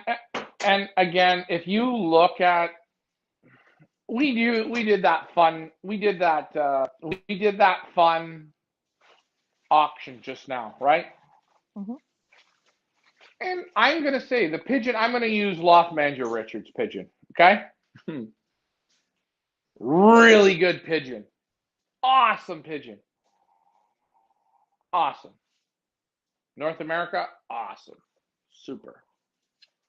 Do you think I would put the seagull on a plane with his granddaughter, ship him out to Belgium, breed around a couple rounds of babies, and go to battle with those pigeons? Nope. I ain't gonna do it. Nope, nope, nope, nope, nope. My pigeons have never had to deal with 5,000, 8,000, 12,000, 52,000, 61,000 pigeons. You know what I'm going to do, though? I'm going to go to Holland. I'm going to go to Alfred, Combe Van Zorn, Peter Vrains, Emil Denny, Annick Gochant. I'm going to go cherry pick the birds because you want to know what the first thing I know is? The pigeons, they don't get the shit scared out of them. But And you know what? last year, Can I tell you something? Wouldn't it be great if we could create a country, a nation, where we can absolutely compete with the Europeans, where we can stand up and say, we're North Americans, we're Canadians, we're Americans. We've done the time. We can do this. We We can't. can. You want to know why we can't? I disagree. You know why we can't? I disagree. No, we can't.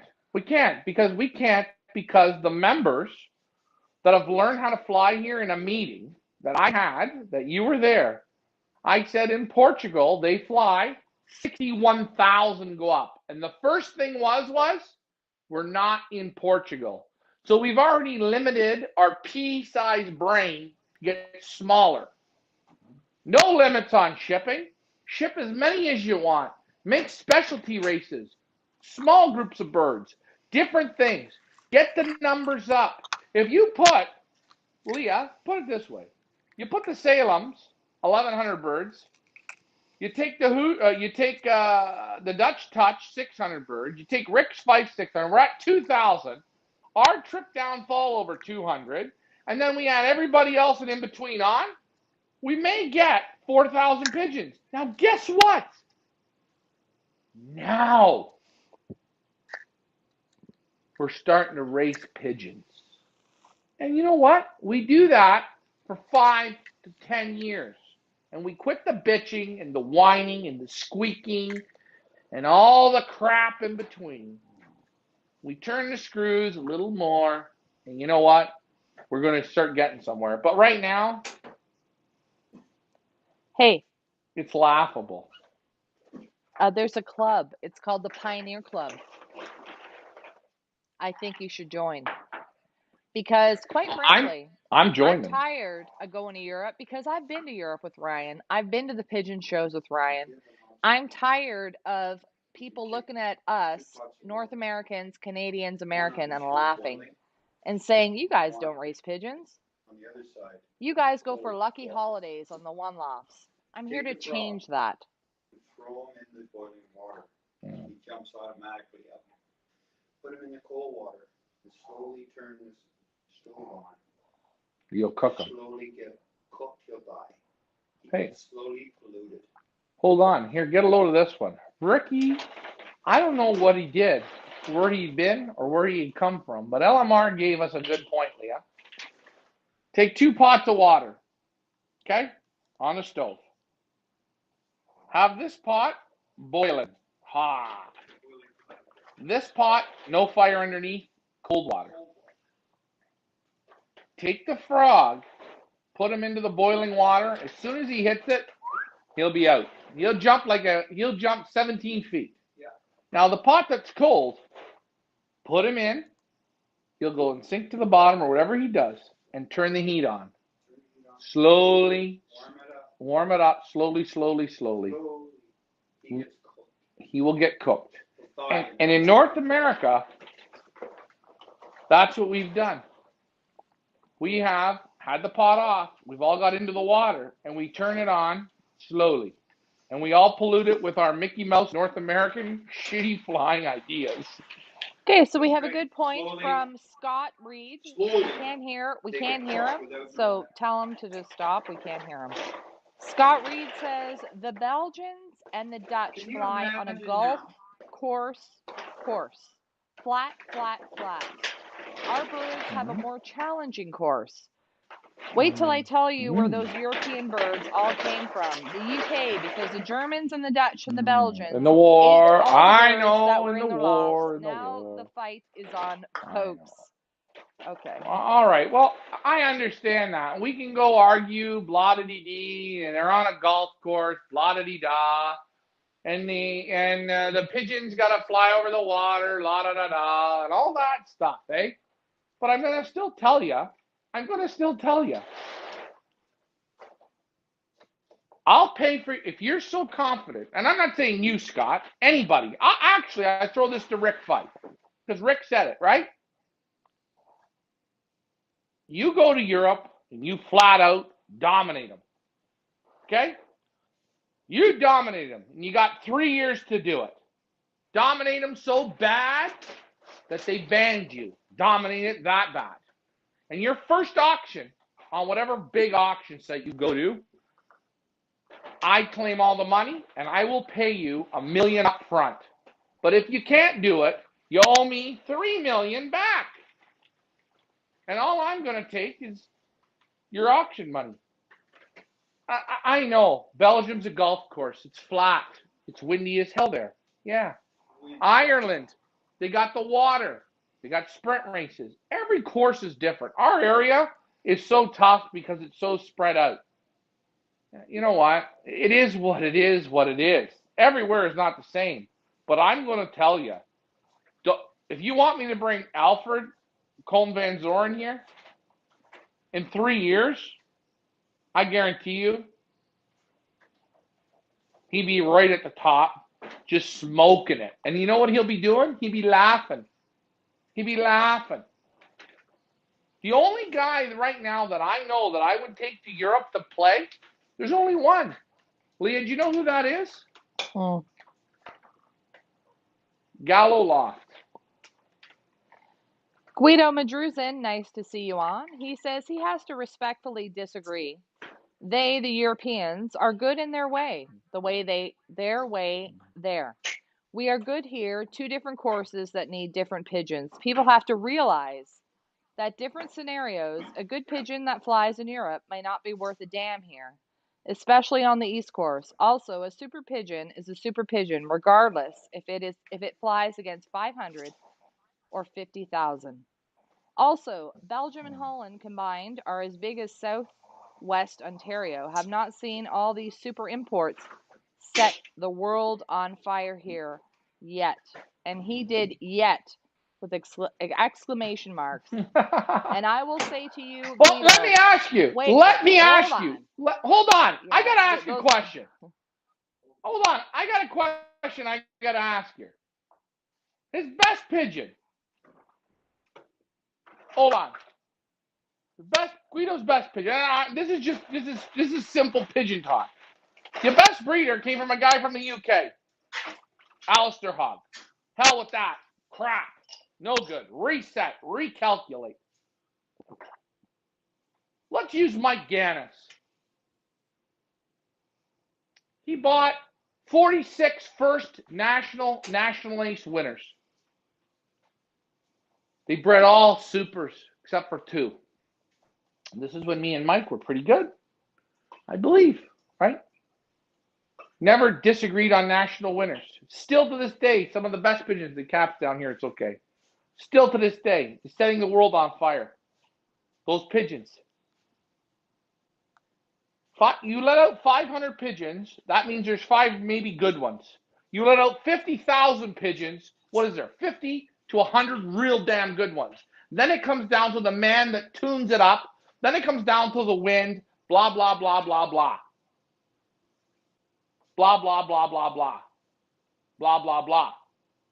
Take Spring Hill, Florida, the best man in the small district, pound for pound, week for week, Gallo Loft or AAA Loft, right at the top. But you know what? They bake the bread and they have the pigeons to do it. They have them to do it. So, you know what? Is every European a good flyer? No. But the ones that are damn good, they're good. And by the way, buying European pigeons, it's like buying anything. It's like, hey, I asked LMR for one of his babies, right? Off the supercock there. The first one, wing no good. Crapped out. The next one I got, now I got to break him. Now he's broke. there's so many ways of looking at things. I think North American pigeon flyers are good, but they're I not do at think that they're good. level. They're not at They're that not at the level. level. I'm sorry. I'm sorry. I'm not trying It's in to the loft, insult you you, can grab Guido, or anybody else. I'm a Canadian. Ryan's a Canadian. My father's a Canadian. I just don't think we're not in the same category. I see it with the pedigrees. Guys, you can say you got better birds. Our birds are great. They're on par. Really? Show me. Show me. I see pedigrees. Pitiful. Laughable. Pitiful. Laughable. Pitiful. Be proud of what you have. Show me what you have. Maybe the Europeans show us more. Maybe they're more proud. Maybe, why is it? I get pedigrees from Canadians. There's 2 lines. I know your birds got more than that. Show us. Guido says, yes, the Alistair Hogbird made it to a local super hen. Yes, he did excel. Guido says, Gallo, AAA, they have the pigeons that excel in their environments cultivated to fly that specific course. So maybe that's the question. Is it a question that if a European came here, are you saying, Guido, that the European could not acclimate, could not figure out the course? Listen. Maybe he's saying, well, if a European came here, just like if we took Guido and put him in the middle of Belgium, he'd probably have a tough time because he's not used to the course.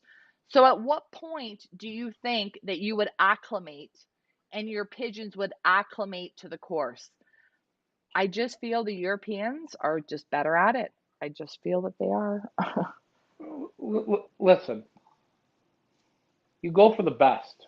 You know what, Leah? Portugal. They have fantastic pigeons. They fly against some of the biggest numbers. Why haven't we done an auction for Portugal? Because number one, Portuguese, they don't, I shouldn't say it like Portuguese as in general. I have looked high and low, low and high, high and low. They don't put any work into the pedigrees. They bury themselves. They go and get the best pigeons out of Belgium that they can afford, and they go to work with these pigeons. And they're up on the top. But they don't put the work into the pedigrees. The pedigrees are horrible. Horrible. And they would get no money here. They would get no money. But they'd be great pigeons. And you guys, blah, blah, blah. I'm going to tell you, I don't care what course you fly.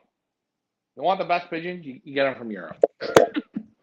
That's the bottom line. Okay, if I'm going to Spring Hill on a fast course, I'm going to Gallo. Didn't Mike Gannis do that?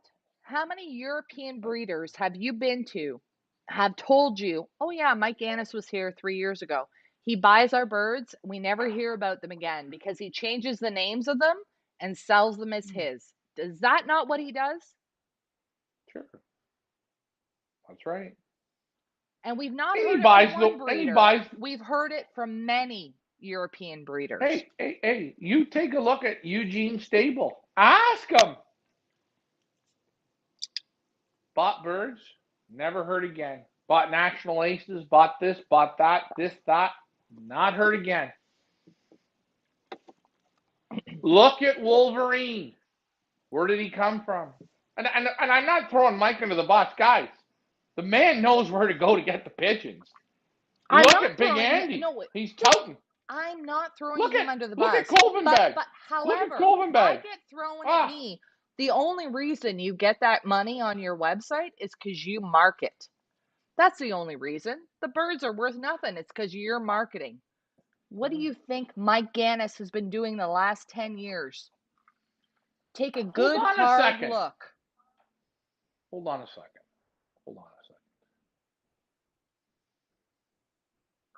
Take a look at anything in life. It's all marketing. Did anybody know about Michael Jackson until he got marketed? Damn, the man could put on a show. Elvis could put on a show. Prince could put on a show. Maybe you didn't like his music, but those who did put on a show. If I get up there and sing and dance, you can market the shit out of me. But if I don't entertain the people, I'm nothing. That's right. You still got to be able to give it. You got to give it. And you know why Mike Gannis sells $20 million a year in pigeons? Because people have bought in the pigeons. They've won with the pigeons. They've lost with the pigeons. They've won with the pigeons. Blah, blah, blah. But you know what he did? He went out and bought the best he could buy. He bought the Hollywoods, the Rockets, the Mona Lisas. Okay? Then he went out and bought the best one-loft birds. And he bought the best ones. Am I knocking Mike for that? Fuck no. No. He did it right. Go big or go home. But you know what? If you go big, you go big. And that's what he did. And that's one thing about Mike Gannis that I love about. He puts it out and he goes to the biggest and the max of his ability. Is there a problem with that? No. You know what the problem is? All of us. We're all really jealous that we don't have the balls to drop on the table to do it. I'm jealous. I would love. I know the formula. I got it there. Do I got a backer for $10 million? Give me the money. Let's go to work. I don't have that. That's the truth. It's very simple to do when you break it down and see exactly what he's done and how he's made it work. It's simple. Here's something. I had a guy say to me, Ryan, I want to give you a bird for auction. It was a National Ace Sprint in Holland. Wow. That's what I said. Wow. He said, I just got offered 15,000 euros for the pigeon. I want to give it to you for auction. I said, I love it. I want to offer it. I want to give it to the people here in North America. They've never seen a pigeon like this. But I said, I can't guarantee that money. I don't even know if I can guarantee a quarter of that money. And he went, really? And I said, yeah. He said, because they can't see the value in it. They don't see it. The Arabs do, sure, or the Chinese do. They see it. They gobble it up, and they have the money to do it, and they play for real money, and they don't. It's a different world. Well, we're in North America here. Good story. Dean Pallett. You're friends with Dean Pallett. You've bought birds off Dean Pallett. Dean Pallett wants to do an auction with us. Dean Pallett has kind of flip-flopped. He's now in a new going down a new road. He's got a new line. What's the line that he said? You got the Yelly. He's very good friends with Yelly Yellowma. He's got the best Yelly Yellowma collection in the world. Probably, it's the best of the best of the best. And he wants to work with us. He loves what we do. He watches what we do. His son watches what we do. He's tied in with Pipa. He can't. And he also said, I don't know if North America, the Yelly Yellowma, is going to work here because of the distance. They're distance pigeons. They're the distance. They're 1 day, 2 day long distance pigeons. It's like when we went to Gerard Koopman's. He had the beautiful mealies and reds upstairs. You remember, Leah? You were there. Yes. Beautiful. Beautiful. They Stunning. Were two day long pigeons. I love them. I would love it. But would I buy one? No, because I don't have 2 day races. He said to me, Ryan, with his little glasses, his cute little glasses, Ryan, you could buy these pigeons and you can fly a 600-mile race with strong headwinds. They will not show up on the day, but they will be your first pigeon tomorrow morning. They don't have it in them. They're a 2 day bird. But you know what? I have to say at that moment, Gerard Koopman knew me for 5 hours. Sold me pigeons. You know what? I loved what he said. They're not the pigeons you need. Come on. Those aren't the pigeons for your course. I'm not selling. I won't sell them to you. Guido says, to them it's a business and marketing, money, etc. You cannot compare them to a regular flyer. He enters 50 to 60 pigeons in a race. One is bound to hit, and then capitalize on that pigeon. Spend 50 to make 10, but selling the young off that pigeon makes them money. That is marketing. And I pity the fools that go and spend $15,000 on the young. Wow. Well, You I asked. have to You know, give hold on, respect. hold on. Wait a minute. I have to give respect where respect is due. And I do not think comparing handlers here to some of the handlers, not all of them, but some of the European handlers that I myself personally have gone to visit. Gerard Koopman is one. It is next level, folks. It is Olympics. It is beyond Olympics. These people have paid people that come and scrape the poop. They're feeding them the best. They have a vet on call, duty all the time. I got a problem? Come check it out. They are dedicated 24/7 Right. to But pigeons. hold on. Now, you cannot Hold on. compare that Hold to on. somebody here. And yes, there is value in that. Hold on. They are a professional athlete. There is value in that. And I think 100%, if that bird hits and he's selling offspring and he's got records and pedigrees and results and he's put that work in, what do you pay for a professional athlete?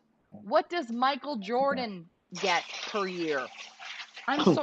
Hold on. I respectfully disagree. I love Guido. Hold on. Wait a minute. Hold I on. love Guido. Wait. Guido is a fantastic person, a fantastic handler. I disagree with his standpoint on commercial, out to make money. It's a cash grab. You got to pay for what it's worth, the value, Hold on. in my opinion. Do me a favor. Do me a favor. You go look at pedigrees of birds that hit big races. Hit. I always see C&G Koopman in the background. C&G Koopman. The birds are there. The birds hit. You look in North America, Mike Gannis. He sells a lot of pigeons. You always see around here, Mike Gannis. Yeah, it's commercial. But the birds are in the pedigree. Can I ask you a question? Take a look, Ricky. I'm going to use Ricky. Sold some birds? How many birds you get back reported that have bred you winners from guys? Zonigan's name. Nothing.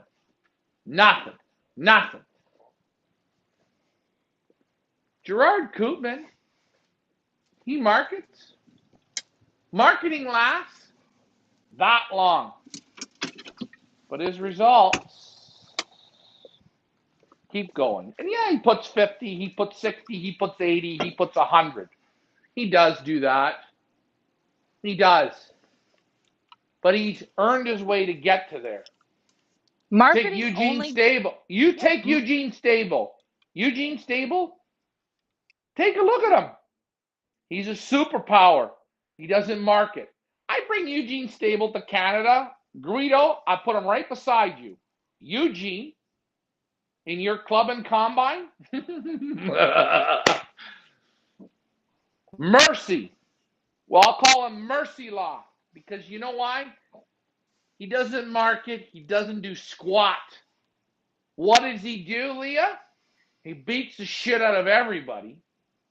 And a guy like Mike Gannis comes and takes some of his best pigeons, markets them, sells them, breeds supers, and there you go. And now you're all magically buying off of Mike Gannis and think Mike Gannis is better than Jesus Christ himself. Mike Gannis, which is fine. It's fine, but it's a lie. Hold on. It's a lie. That is a lie. Here's the next question. I'm sorry, it's a lie. Here's the next question. What's right now a cheaper pigeon to purchase? And I'm going to give you this. In the early 90s, you could buy First National Aces, the Ace Pigeons, the Olympiad Ace, the best of the best. You bought them 5, 10, 15,000, 20,000 bucks. Wow, that's a pigeon. But since the Arab people and the Chinese have come to play, those pigeons now get sold for 100,000, million, 2 million, 3 million euros. Hold on, I ain't finished yet. Michael Gannis, and I got to use him because he was a wizard. Still the best pigeon guy in North America. He's a good guy. He's good. He went in the late 80s and he bought those birds and he built that format and the program and everything. And it worked. It clicked for people around. He was buying the best at reasonable prices. Colm Van Zoren won the Chateauroux there. 37,000 first, all overall. He sold that pigeon the next day for 100,000. Gone. Not an ace pigeon, just one. But you take a look. By the way, he told us, don't say nothing. I just want to, the person who bought the pigeon doesn't want anybody to know. He's very, here, they'd be putting it on a billboard. Hold on.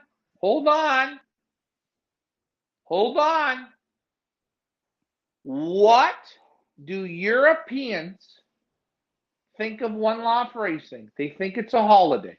Okay. So let me ask you the next question. Right now, when pigeons are at $1 million, $2 million, $3 million for national ace pigeons, Mike don't buy there from no more. What did he go and do? He bought what nobody wanted. One-loft race, South African $1 million race, mix. They didn't train them for anything. And then the last race, they dump them in and you buy the winners. You buy the average winners. That's what you buy. So you're buying now apparently super pigeons for 80,000 or 100,000 with one-loft race records that we all go goo goo gaga over here in North America because there's no competition. So we all light the lamp up about this. They're jokes. One-loft race birds are jokes. They really are. It's a joke. And I hate to say it because we run one, but ours isn't a one-loft. But it's a joke. If I win Rick Fife's race, you can have the bird, whatever amount of money you want to offer me, I'll sell it to you. It's a joke. It didn't do shit. Win the Salem. It's a joke. It's garbage. They didn't do nothing. Give me weeks of work. Show me. Don't give me a lucky weekend in September. And hey, guess what? I feel good. I've got it this big. No. Joke. Reset. I'm sorry. Rewind. Joke. Even a race in September versus 1,500, whatever, local pigeons, I just do not think that is the same versus 20,000 Europeans, 5,000 Belgians. In Germany, 50,000, Marco Mattis, top of the heap. It's not the same thing. I don't care what course it is. It's numbers. It's not the same thing. Do you want to figure out why Mike doesn't buy First National Aces anymore? Do you not see the reason why? You're not going to spend $1 million on a hen now, are you? Because you can't make that money back on $1 million. What are you going to sell a baby at? 100,000? You're pushing 20,000 a bird right now. Mike, I think mix you can buy them for 20,000. Man, he's pushing. Can you get 100,000? You can't do it. But when you buy a one-loft winner for 50,000 or 80,000, there's still a little meat on that bone. But hey, take a look at old Wolverine, eh? Breed of Belgium. Average pigeon, great pedigree though. Does Daddy know just a little bit? Shh.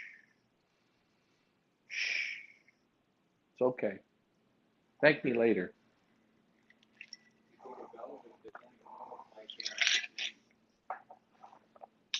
But hey, you know what? This is a great pigeon argument debate. It's great. It's a debate. It's a friendly debate. I think a lot of people are on both sides of the fence. I've seen both ways. Do I know exactly 100% what I'm talking about? Probably not. But hey, I've seen Leah. Europeans. I've seen the lengths that they go to. I've seen how long they've been doing it. I've seen the competition that they're up against. You guys want to say Belgium's a golf course or whatever. It might be a golf course, but they're literally competing against the best. And the best are on that easy golf course. You put your pigeon in the golf course, and a Van He or a Gautier or an Emile Denny will put his pigeon on the golf course, and we will do golf course to golf course. I just think the Europeans have the edge. Well, and if you know what, it's like Team Canada. They're still. I hate to say it, Team Canada in hockey still finds the way to get to the top because it's deeper in the blood. And you know what? In soccer, we got a cesspool here. We got Italians, Germans, English, Indian, Chinese, Russians, Polish. We got the best melting pot of all these countries of the world live in Canada. You know what? Our Canadian soccer team still sucks ass. And they got the best of them. Why Because is you know that? why? It's just not in our. It's just not in our DNA. We can't put the pieces together. Now, hey, I'm wrong. Or When did Canada make the World Cup last? no, or is it because it hasn't been concentrated upon? In Europe, soccer, football, as they call it, they've been doing it for a long time, like pigeon racing. Here, there's no reason we can't get to that level. There's no reason we can't get to the European level. But we all have to work at it. We got to get more members. We got to get more competition. We got to get more birds up in the sky competing. This is what we're trying to do. The only way we get to instead of poo-pooing the Europeans and making up excuses like they're on a golf course, they don't live here. I don't believe it. I'm sorry, Guido. I respect you. I don't believe that bullshit. I'm sorry, I don't. That's an excuse. That's like saying 20% rain. It's not true. That's an excuse. If you take I think the only way we beat the Europeans or get on par with the Europeans is if we grow the sport. Numbers, more competition, better competition, faster competition. That's how you are on par with the Europeans, in my opinion. If you take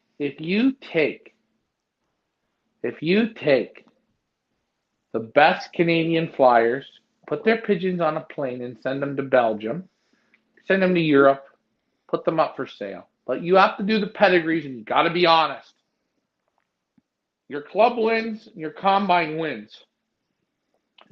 We send 60 pigeons. I will bring back probably 59 pigeons. 59, because they're going to look and they're going to say, what in the hell are you flying against? What? What are the speeds? What? Yeah, what? They'll start laughing. I'm going to have a wine garden, beer garden, and I'm going to have to get them completely polluted to get one guy to buy. Because you know what they're going to say? There's no quality here. There's no work ethic. And wait a minute, the guy that you brought, how many races did he win in a row? Or how much damage did he do? How much damage did the parents, the grandparents, the great-grandparents, how much did they do? And I'm going to say, well, the pedigree tells you everything. And they'll just keep laughing and laughing. And actually, you know what they'll say to me? I'm going to go and buy some one-lock birds that flew in the Algarve. I hate to say it, but that's what they're going to say to me. I've thought about it. I've talked to Europeans about it. Well, my bird that I put in the auction wouldn't even entertain them. Let's set the scenario. Okay? A Belgian pigeon race, a regular pigeon race, compared to an Ontario pigeon race.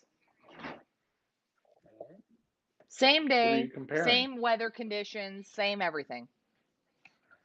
But the numbers are different. So we have 1,000 being let go from Ontario. Same, let's just say 300 kilometers. Okay.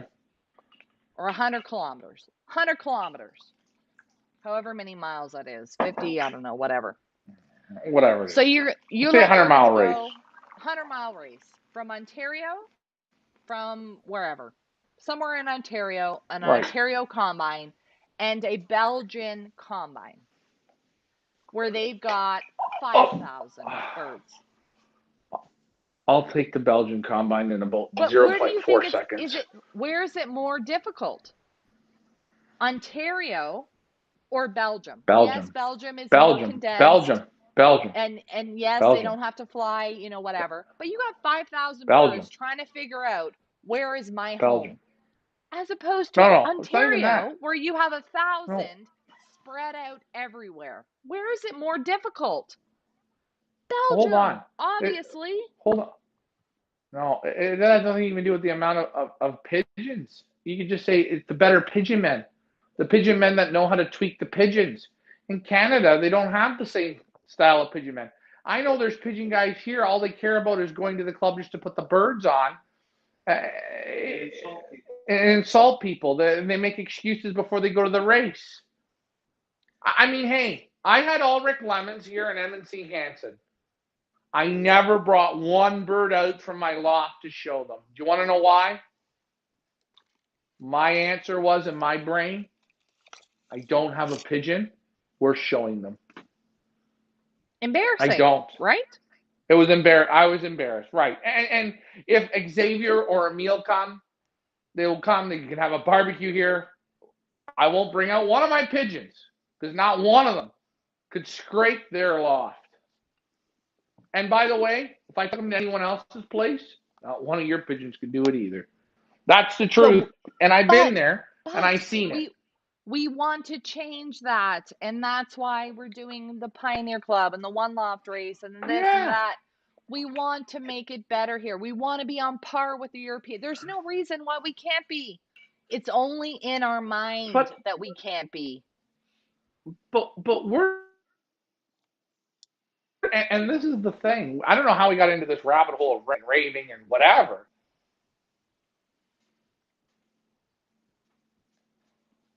But you know what? It's a total different world there. It's a different belief. It's a different mindset. It's a different. It's serious. It's serious. It's serious. Let me get to the it's comments. Serious business. We're having a good talk now. Now we got people on and they're engaged, so that's good. Okay, so Phil says, I gave my equal first bird away from a one loft race last year, but my first ace bird from another one loft race came back here for the stock loft. All right. Tony says, I have not researched this, but I believe one of the problems we have in Canada might be the strict municipality rules that do not allow people, I can't read the rest here, don't allow people to have pigeons easily. Scott Reed said, Leah, I said they fly on a golf course route, not Guido. I'm not mad at anybody. This is just a friendly debate. I don't hate Scott. I don't hate Guido. We're just having a friendly debate. Honestly, we can have these discussions and not hate each other. It's fine. Tony says, I think the unions and anybody with a chance to help out with relaxing municipality rules should work at this hard. Oh God, do I got to take that on too? Well, here, hold on here. The union, which every Canadian that buys bands from the CU, you give them $50 a year, and you've been doing that. A lot of you has been doing it since who knows however long they've been in business. They got a bank of money, but they don't give a shit. Sorry about that. They got money on the bands, money on the membership, blah blah blah. And again, it's a very poor run organization. It is probably the most poor thing I've ever seen run. And actually, all CU members, I feel very bad for you. Please keep your money. And guess what? Go buy a $50 lottery ticket. You have a better shot at, like Tony says, getting help. The Canadian Racing Pigeon Union, they do not help anyone. They don't care about anyone. No, I don't care. They can't hear you on the thing. It is the worst I've ever seen. Actually, yes, we all need help in the municipalities.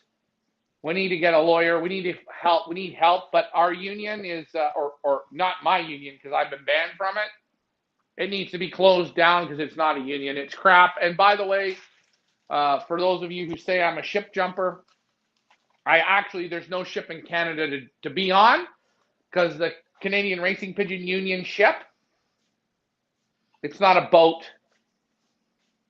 It's crap.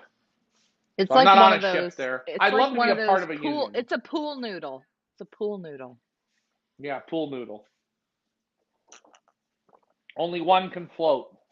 You know what? The smartest thing at the CU that ever happened? Who was that girl that robbed them? Monica. All right, Monica, we want you a part of Pioneer because you were outside the box and you robbed the dumbest organization around. And I congratulate you for that. Monica, round of applause. It's the truth. Leah, she cleaned the whole CU bank account out. They say she did. I give her Don't come credit for us. because boy, oh Don't boy. come for us. Don't come for us. What? Sue, I'm Don't come sure for me. Sue's Well, it's the probably going to truth. come for us on that one, but Who anyway. cares? Phil I don't says care. This that is a his free point speech. was that he doesn't hold high value on a one loft race winner, but he does look Oh twice at no. an ace bird that's earlier every race. Right. Okay. So what you'll notice too, and I can use a gentleman, and I have to use this gentleman because he does it for you all to see. Mike Annis. I'm bringing his name up again. He will always buy the winner, and he will always buy the ace pigeon because there are people out here that are brainwashed on the winner, and then there are people that say, "Oh, I gotta buy the ace pigeon." I would sooner buy the ace pigeon, but the ace pigeon, it depends on really how the racing was. Depends how tough it is. It depends if the guy really ran the race.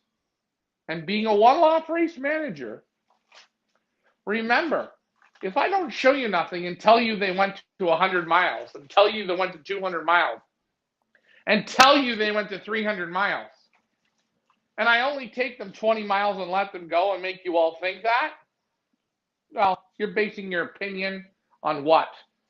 I'm lying to you. Why don't I go in some of the Canadian races? Because I don't think they do it. I know they do it. But a guy has to go on the loft with a smock on and a stick. I know they do it. And that's why I don't hold any value in these Canadian races. And that's why when I challenge the Canadian races that are all within flying distance, they will not come to play against Daddy because they can't do it. They watch and they see what I do, and they know for them to do it, they have to put the work in. And by the way, they don't want to put that work in. And by the way, when you have 5, 6, 7, 8, 9, 10, 11, 12, 1,400 pigeons, man, that's work. By the way, you ever notice the Canadians? They all got wire floors. You never get your birds in condition here in wire floors in Canada. But boy, the crap goes through the floor quick, so you don't have to get on your knees and scrape. Can you imagine what 600 birds of pigeon shit is? Can you Oh my imagine God. scraping box perches? Can you imagine? You know what I can imagine? They don't make the money at that point because they never leave the loft. They're like the 7 Jansen brothers all in one. How is it possible to have a 4,000, 5,000 bird one loft race and be able to properly take care of these pigeons? I don't know if you guys see, I see what this man goes through every single day, making sure clean, everything's clean. Is that because we're live all the time and people see it? I don't know. But what are the rest of them doing? Have you asked yourselves that? What are the rest of them doing? Because it is what? 8 hours a day with these 200? It doesn't end. It doesn't. You know what? You know what? I got them on granules because I want to build loft meat. I've never been to one loft in Europe, not one. I've been to Belgium. I've been to Holland. I'm going to go to Germany. I've been to the UK. I haven't seen one guy put a pigeon on wire floors. The number one reason is you will not build no form on wire. You will not build no form. Now in Florida, they all put them on wire. If I went to Florida, I would never put my birds on a wire floor. I wouldn't do it. I would not do it. But I know if everyone's got them on wire, then it's different. The playing field becomes equal. Phil says, my point being that I don't hold high value on one loft race winners, but I do look twice at an ace bird that's earlier every race. Yes, I I agree do. with that. I agree. I'm not disagreeing with Phil. Did I read that comment already? Then he says, yes, it depends. I believe that the winner flew itself into shape by being 2 or 3 hours late the previous race. Joseph says the winner at the Hoosier last year went for $10,000, 1,700 yards per minute. Joseph said wire floors are for lazy people. And Scott, he's got a mouthful. Wait, so hold on. You Hold on. respond to that. Hold then on. We'll get to Scott. Hold on. Wire floors aren't for lazy people. Wire floors are built for one-loft races, so they don't have to sit there and dig because they only make $100 a bird. Yeah, it's simple. It's simple math. And the winner of the Hoosier, for the last 2 years has been the same gentleman. No, the year before. No, last year there was a winner. The year before he let the loft on fire. Remember? Oh, and then the year before that, yeah. So Frank McLaughlin won it twice. Great, good job for Frank. Good job. Congratulations. Down, buddy. The buddy system. Buddy system. Sorry to say that, Frank, but that's a buddy system. And that's fine. The pyramid scam continues.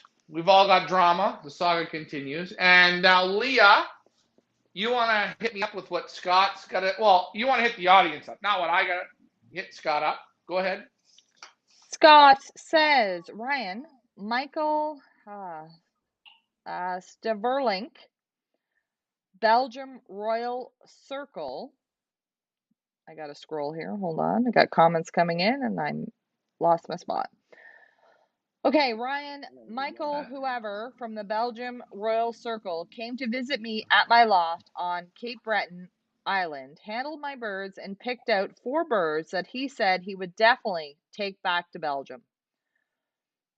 And he named some birds. First Tombat, the brother of Volker Vales. Good. Blah, blah, blah. Yep. Oh, hold on. Came out. Chuxton. That's fantastic. Take them back. There's no problem with that. Take them back. I go to Guido's. I handle some birds. Man, I buy them. I go to Tony Alva's. Man, I buy them. I like them. I go to this guy, that guy. Man, who, yeah, who, yeah, who. Well, if I take them to Europe, let's put all the best Canadians together. Let's take all the birds to Belgium and go to work with them. Well, let me put you on the spot. You've been to lofts throughout Canada, throughout the United States, and you've also been to Europe. Which pigeons handle the best? What country? You don't have to say who. What country were you like, oh my God? Overall, I hate to say it, but Europe. It is. You can just say, you can just look at a pigeon and say, can I handle that one? It's perfect. You go to that one, can I handle that one? It's perfect. Can I handle that one? It's perfect. It's just different, and I think you sort of really got to go there, and you got to really go and look. And it's not going to the average guys. You go to the hitters, man, the hitters, and you really start to see it. It's just different, and there's great birds. Volker Vale, fantastic pigeon flyer here, fantastic. I think if I talked to him, if he was still alive, Volker, which he's not, unfortunately he's not, he would agree with me. The best are there. Volker would. Ask Warner. He will tell you the best pigeon flyers are in Europe. Warner, his son, will tell you that. I talked to Warner the other day. You know, Warner uses the common sense on that one. I don't know. And here we are in Canada. We think we're that good, or in North America, we think we're that good. We're that Well, good sure, in our sure we minds. do, but it's In our like the minds, we are. Olympics. You know, the Americans think they have the best gymnasts. I'm sorry. Russia, the Ukraine, they have the best gymnasts. They just do. You know, it's like hockey players. Where do you find the best hockey players? 9 times out of 10, Canada, United States. Russia. There you go. Canada, Russia, blah, blah, blah. But again, is there to say there's not a diamond in the rough? Yes, there is. Well, for Yes, sure. there I'm is. not saying we're crap. I'm not saying that. But I'm saying you have to give respect where respect is due. And I feel that by us saying, well, they just don't fly the same course, they don't this, that, and the other thing, I'm sorry. The numbers, the years of experience, it just leads to the fact that Europeans, I'm sorry, they've been doing it longer. Obviously, they're going to be better. I think if you took a European and put them here, and you took a Canadian or American and put them there, not sure what happened with your camera there, but the ceiling looks nice. Oh, yeah. I think head for head, I think the Europeans would do better. My opinion.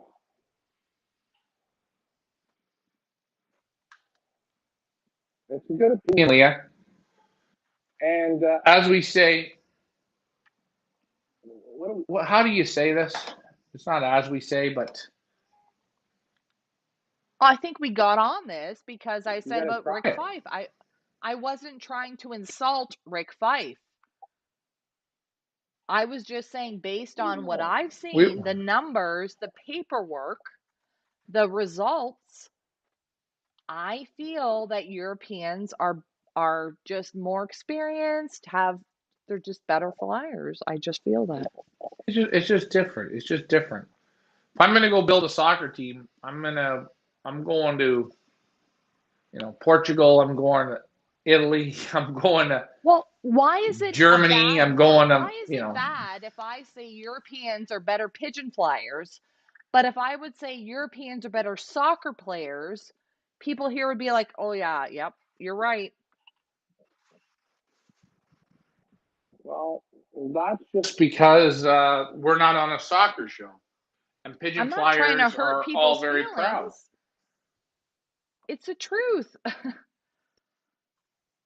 right. And that's why when you ask a European what he really thinks of a one-off race, he laughs about it, because to him, it's exactly what they say. It's a holiday to go and meet your pigeon friends from around Europe and have a couple beers, and hey, maybe we'll get lucky. And I don't think it's about marketing and commercializing. The Jansons, the Jansen brothers, how much marketing did they do? I don't know. They just had the pigeons that won the sprint courses, and there they go, and they won, and people bought their birds, and they won, and then they won, and then they won, and then they won, and that's that. How much marketing did Staff Van Riet do? Didn't do anything. Right, and here's the other thing. If you take a look also at Gerard Koopman, before he was Gerard Koopman, he had to win his regular races and everything else and go up the ranks. Then he got into the one loss, and his budget allowed him to put, like I said, what Bernie does in the Salem, put 70 birds in, put a whole round in, put his whole year in. You put your whole year into one race, you're going to win it. And you don't win it the first year, you'll win it the second and third. As long as that bank account keeps you rolling, you're going to win it. How much marketing does DeBell and Sons do? None. How much I can go through a list of people, it drives me crazy as a marketer. I'm like, can you please just market yourself, put something out there? Please God, something. Help me out here. There are so many European breeders that we do auctions for that do very, very little marketing. Drives me crazy. Very little. Marco Mattis is a prime example. He is literally fly circles around all of us. How much marketing does Marco Mattis do for his pigeons? Wait, by the way, Dennis the Pan. Oh, Dennis Apan. He's another one. How much marketing? How Listen, much Facebook? ladies and gentlemen, Dennis the Pan and Marco Mattis, okay? If you are in Canada and I had the money, I would pay them to fly here just to whoop you. Because I'll tell you, they won't whoop you. They'll beat you, or Dean Pallett will whoop you so bad, you'll get out of pigeons and go do something else, get into guinea pig racing. I hate to say it because, boy, I'm an ass, but it is the truth. Yeah, now that I really start to think about it, when people say, well, all they do is market. Can you fix Sorry, that? I'm not sure what you're doing, well, but my selfie stick died. Okay, course. it overheated, so I'm working. Well, I've been on for 19 hours, so she's gonna die, it's the truth. right? I can't. It's the truth because people are like, oh, well, they only get that kind of money because of marketing and commercialization. And do you know how many breeders in Europe that we represent that do little to none? Emile Denny, first time on Facebook 4 weeks ago. I was like, oh my God, what is happening? Emile Denny's on Facebook. I never seen him on Facebook before.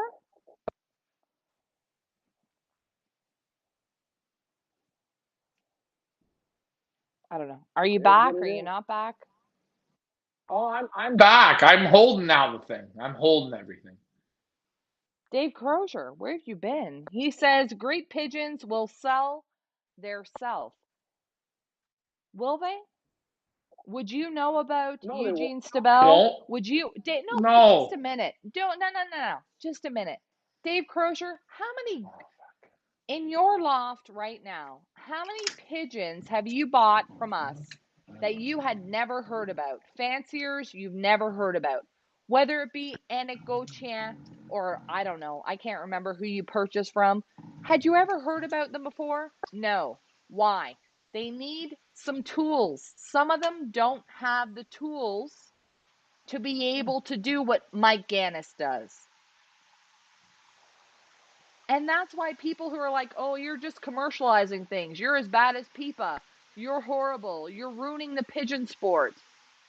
I'm giving good flyers an opportunity to shine, to show what they can do.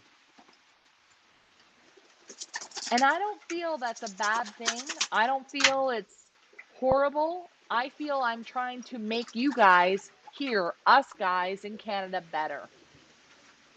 So if Dave Crozier's never heard of Anik Gauchien or Anime Van He, and I'm able to bring that to them, and they buy some birds and put it in their loft, and it makes their loft better, and they win more, and it brings the competition, we all win. So instead of looking at it with their nose in the air and saying, oh, it's all commercial, it's all dog shit, look at why we're doing it. Where are you going? What are you doing? Right. And Leah, that makes sense. Well, it makes sense to me.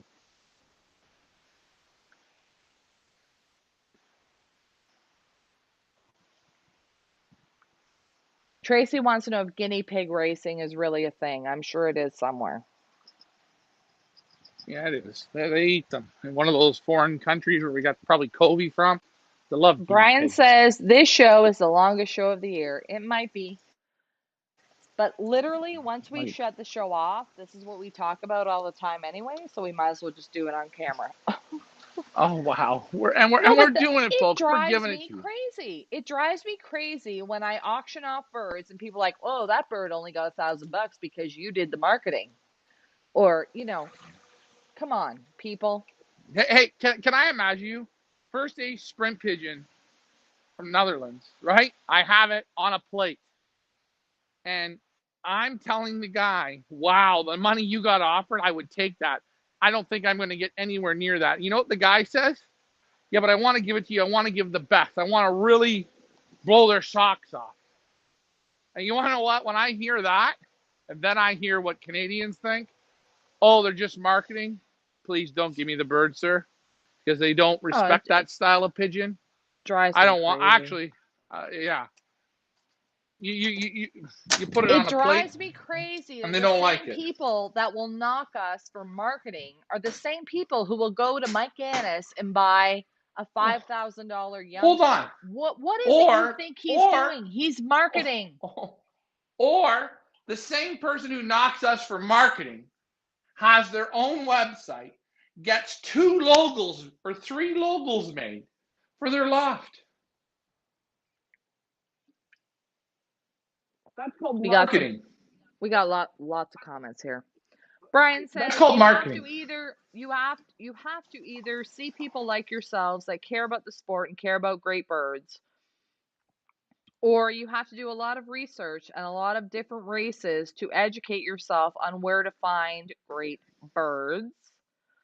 Rita says not everyone can afford $15,000 bloodlines for a young bird.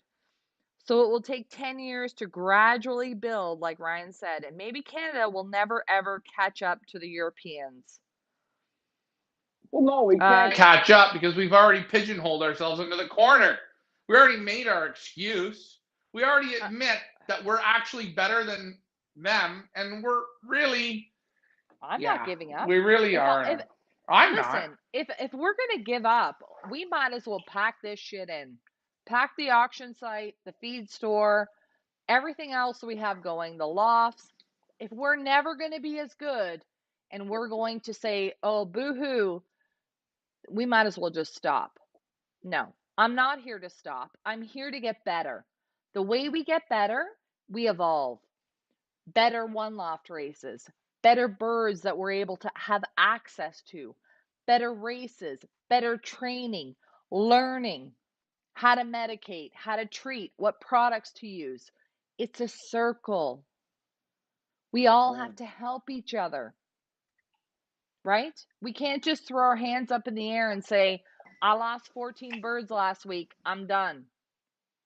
Or a raccoon got in my loft and ate 14 of my best breeders, I'm done.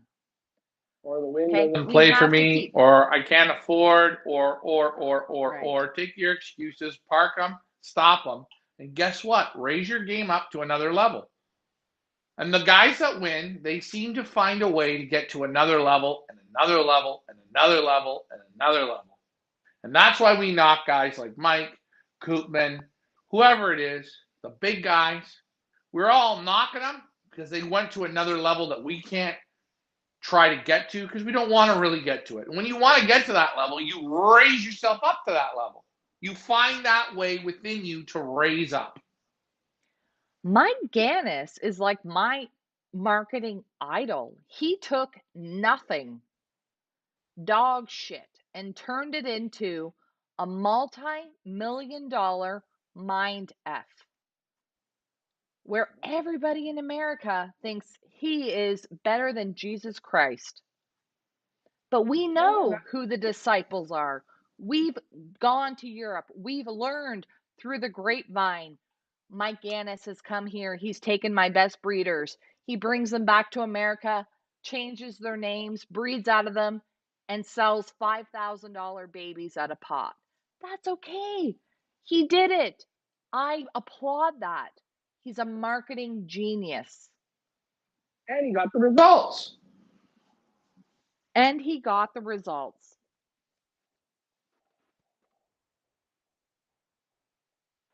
I'm just saying, don't All I knock. can say is don't knock him.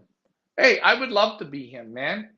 I've been there. I sung his whole video right in front of him. He was mind boggled. Gave me a free pigeon for it. Listen, he is that good. And you know what? he knows his way around the pigeon loft. And you know what? He cares. And you know what? He leaves no stone unturned. And you know what? And you know what? And you know what? And you know what? Whatever he does, He wins. But we all can do do it. it. He just pushed a little harder, dug a little deeper. Right? And like Rita says, everyone has to band together and help each other instead of battling against one another. I agree 150%. You're preaching to the choir, lady. I've been saying that for the last 3 years. And More guys, than that. Guys, I've heard my father come home literally so fired up about the bullshit that's gone on at clubs. Yes, we have to band together. Will we? Probably not. no, we won't because we don't have the same mindset. It's well, here in North America, it's different in Europe. Europe, they love the holiday, they have a good time, they love social interaction. Here, I find in North America, it's Leah's got a Mercedes, I gotta have a Porsche. Haha, I got a Porsche, and then someone else looks and goes, you have a Porsche, I have a Ferrari. I have $100,000 home, you have a $150,000 home. He has a $4 million home. It's all about the Joneses here. Right.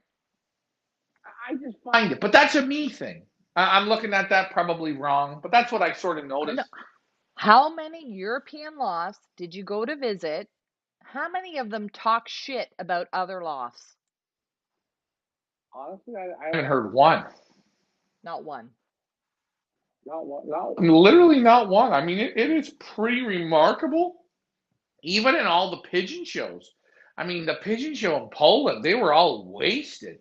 Not one fight. And I mean, I would have figured with that much alcohol intake and all those pigeon people in a room, there would have been the odd fist fight. There wasn't nothing. They were the nicest people. Everyone I bumped into, they We're were not friendly. talking They about would tell you. 2,000 people to us at a pigeon show would be like, oh my God.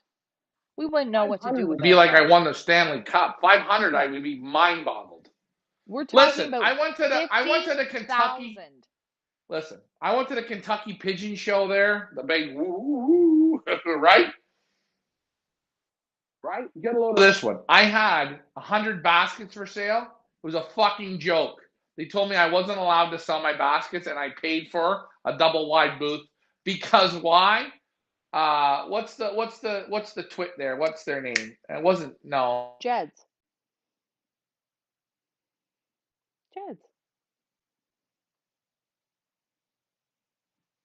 Ryan's camera has, of course, crapped out at not a great time. But yes, Ryan did go to the fancy pigeon show in Kentucky, and we did pay for a double wide booth, and we were told we're not allowed to sell our pigeon products because maybe we're going to compete. There he is. Is she just, I don't know. Oh, she did her kind of thing. But no, I didn't want to interrupt that. But I went to the big show in Kentucky. I'm going to the I don't know, bathroom in 500 case you're wondering where I'm going, because I know I'm going to be on the toilet. And you're going to be like, where is she? I'm going to the bathroom. Okay? for a moment. I went to the show in Kentucky. I was there. Big show. I don't know. 500 people were there. Maybe 1,000 people were there. I don't know. Boys. They own the rights to the whole show. I couldn't even sell baskets there. Couldn't do nothing there. There you go. That's the mind of the show.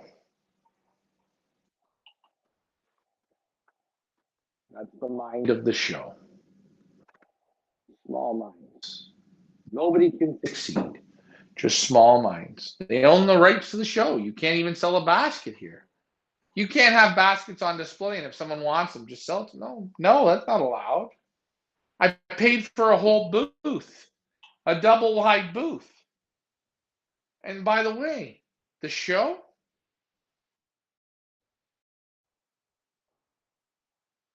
is laughable. wasn't even a show. I hate to say it. But I would expect a little bit more.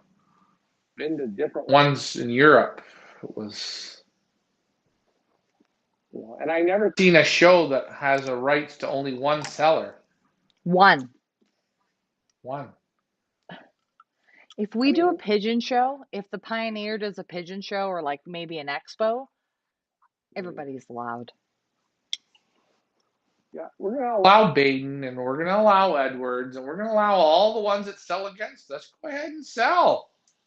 But that's Andy the small Pilata, what miniature does he mind. sell? What does Andy Pilata sell? No, he sells buyers. Same with Oscar.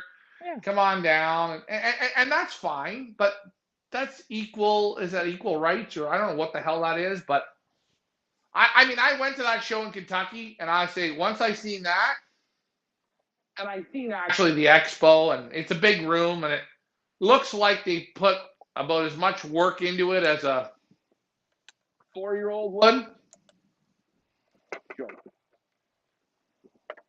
All right, and I'm not a pigeon show guy. I'm not a fan of pigeon shows. But boy, oh boy, for a big national, like, we're at the national. Fuck. That was crap. The chicken show was better. The chicken show Was better. Yes, the chicken show is on a better level. Congratulations, chicken show people. You are at a higher level than racing pigeon or pigeon show people's national junk. Big fat junko. You know what? I wouldn't go to it again. I wouldn't go to it. Not only because you weren't allowed to do anything there. The whole output and how it was next to the poorest thing I've ever seen. actually, Come to the Pioneer. Come to the Feathers Elite auction room. right? At least it's Comparable to Europe, but the shows here in North America, they're garbage. Sorry, show people. I'm not attacking you, but boy, oh boy, we're backwards. Do you Still remember backwards. we went last year to the one in Woodstock where they had it in that barn and it was so like dusty you couldn't even breathe? And everyone, why are my birds so sick? I don't know. Because you know what? The organizers of the show are brain dead. Sorry. Hold on. I'm sorry. But it's the I don't actually, and I'm not a professional show guy. I shouldn't say nothing, but pretty bad.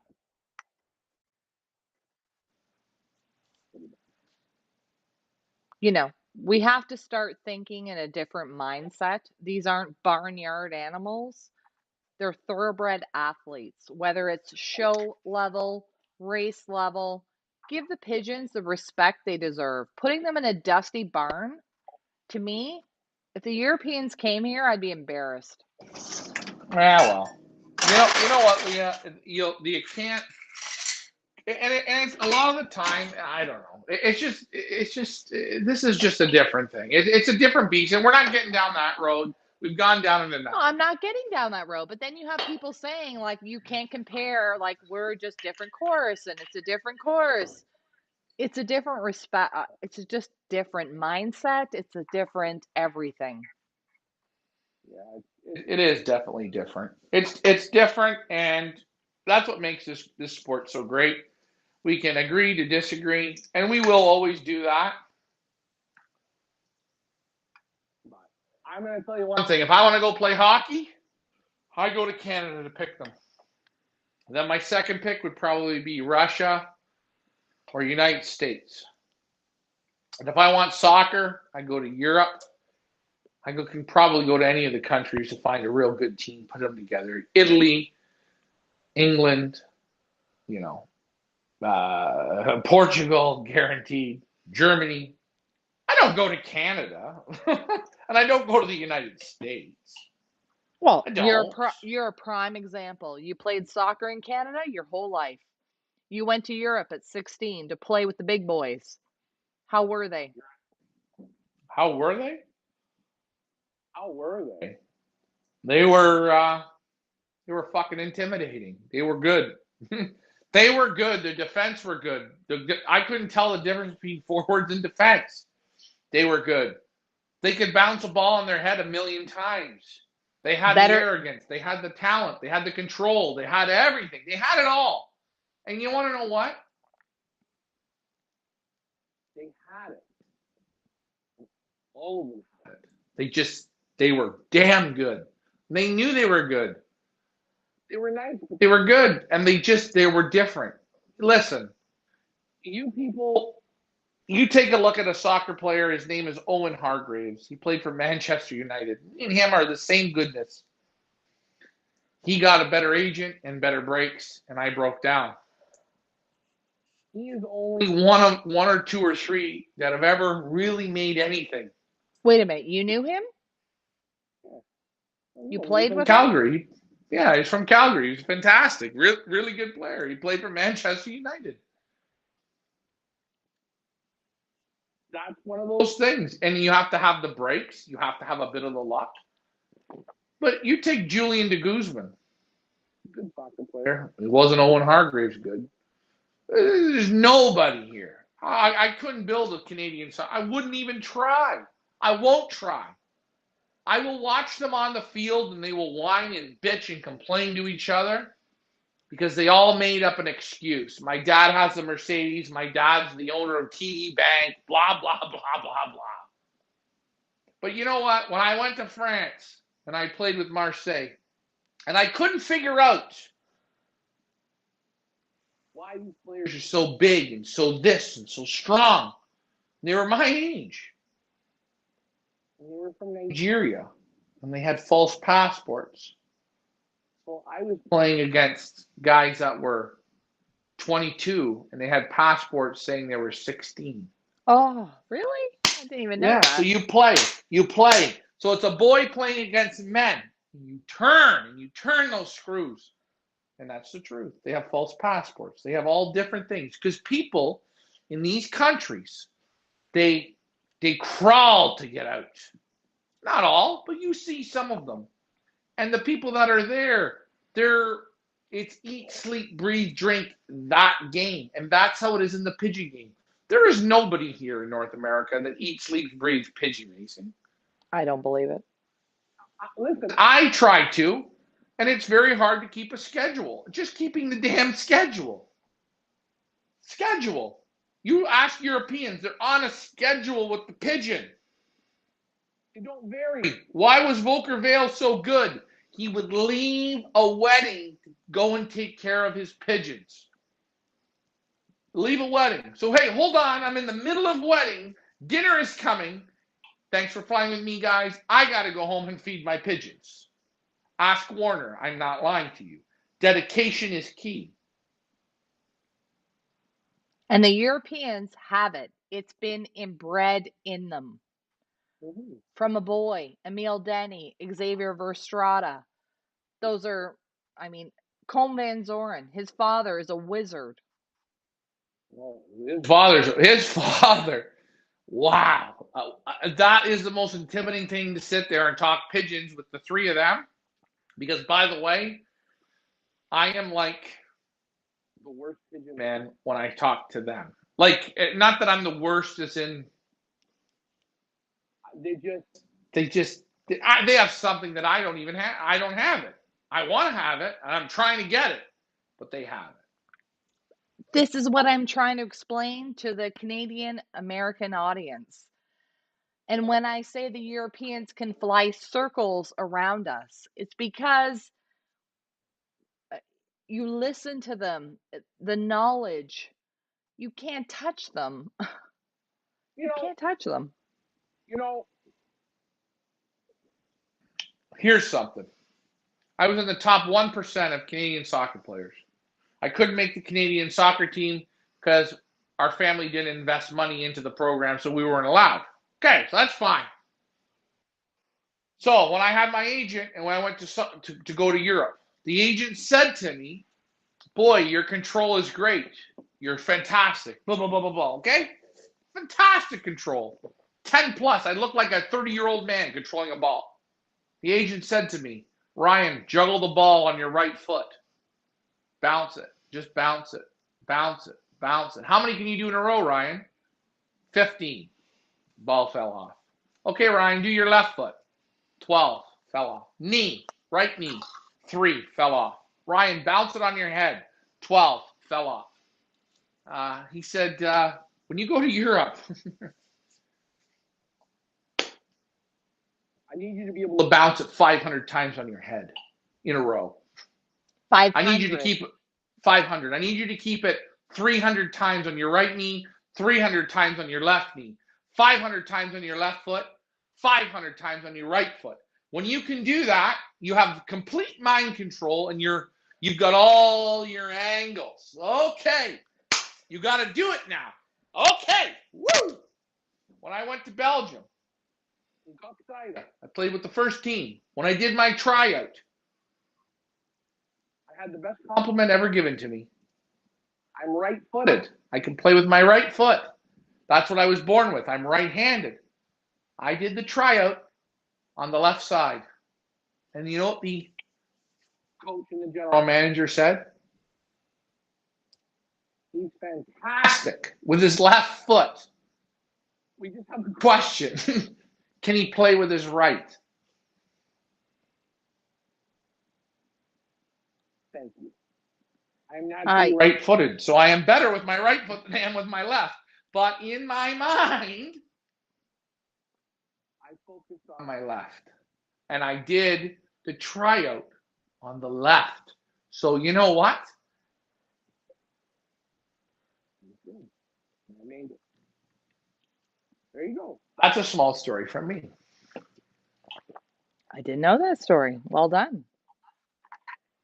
Yes, it was a good story. I could shoot with my left. I could do everything. I did the whole thing with my left. I did everything with my left, and it was probably me and Richard's greatest moment when they said that, because it was just you know what I mean. That's if they would. Well, that's a huge accomplishment. Right, because they took you.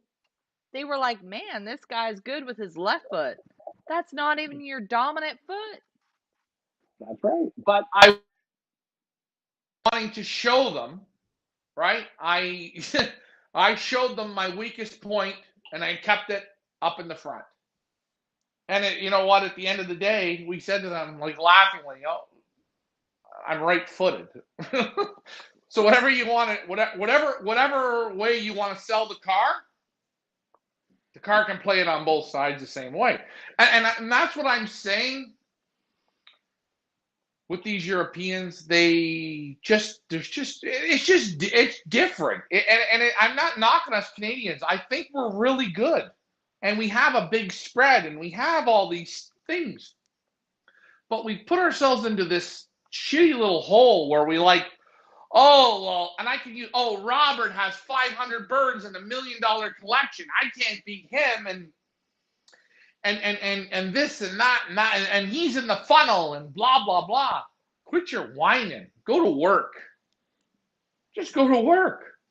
Look I got the shittiest one lot race around. It's small, it's little. I'm living in the woodland fairy forest. Am I whining? No, I'm going to work. I'm going to beat all the other one lot races, and you know what? When I'm at it, I'm going to compete against the Combine. I'm going to compete against the Elvis, the Rhodey, the Van Kempen, the Horner, the Silver Creek, and blah dee dee dee dee dee. And you know what? I'm going to take your birds, which they can be your best ones or your worst ones, and I'm going to give 150%. Like Tracy says, she puts it into a fantastic perspective that we will all, I think, understand. She says you need to think of it this way. Have you ever gotten a chicken wing outside of Buffalo or a cheesesteak that wasn't from Philly, that tasted the best of the best of the best? They know how to do it. Some way, somehow, through generations, through hard work, through tweaking, they know how to do it. I'm not knocking the Canadians. I'm not knocking the Americans. I'm just saying it's different. It's like getting a chicken wing from Toronto and getting it from Buffalo. There's no good ones in Toronto. That's right. It tastes different. It's different. Hey, prime example. Take a Long Island iced tea. Leah, and you're a fan, you know this. Go to any restaurant or bar in Toronto and order one, they will give you a liqueur in the glass and whatever concoction it is that make it taste like a Long Island iced tea. I will just say go to Buffalo and get a Long Island iced tea. You get an ounce of tequila. You get an ounce of vodka. You get an ounce of rum. You get an ounce of gin. You get a splash of triple sec. And then you get ice. And just That much. color to make it tea-like. And when you drink it, it tastes like the drink's supposed to be. It's not sour. It's not shit. It's real. But when you go to Canada and get it at a bar, they tell you, I'm sorry, our government said we're not allowed to put more than 2 ounces of liqueur into a drink. So every time you go to a bar in Canada, you cannot order a real Long Island iced tea because you ain't never had one. But I know if I go to Grover's in Buffalo, 2 Long Islands, I'm barfing in Ryan's truck every day. All day long. I can drink about 12 of them, and Leah see me do it. No, but that's the thing. You see, the Canadian government, they have a rule on it, right? So when you go to, let's say, the keg, In Canada. and you order a Long Island iced tea, you're getting an ounce or an ounce and a half of liquor and whatever shit they put in to fool you. Dilute. To dilute. If you say to them, I want ounce, 5 ounces, put it on a table in that glass, fill it up with ice, mix it. You're going to come to about, am I right, Leah, about there? That much liquor. Uh-huh. Liquor. And you put about that much topping in it. You know what they'll tell you? I'm sorry, sir, we can't serve it to you because you've been controlled. And it's the same with Pigeon flying here. You see Robert Rody. I got to use him as an example. He does spend a lot of money on pigeons. He spends a lot of money on pigeons. He spends a lot of money on feed. He spends a lot of money going into races. He has a big team of pigeons. You want to know what I feel so bad about? He can ship 20 birds and he has to hide and put another 20 birds in his grandfather's name. I'd like to see Rody Furlano ship 200 pigeons a week. 300 pigeons a week. What are we afraid of? Oh, the drag. Oh, he's got the drag.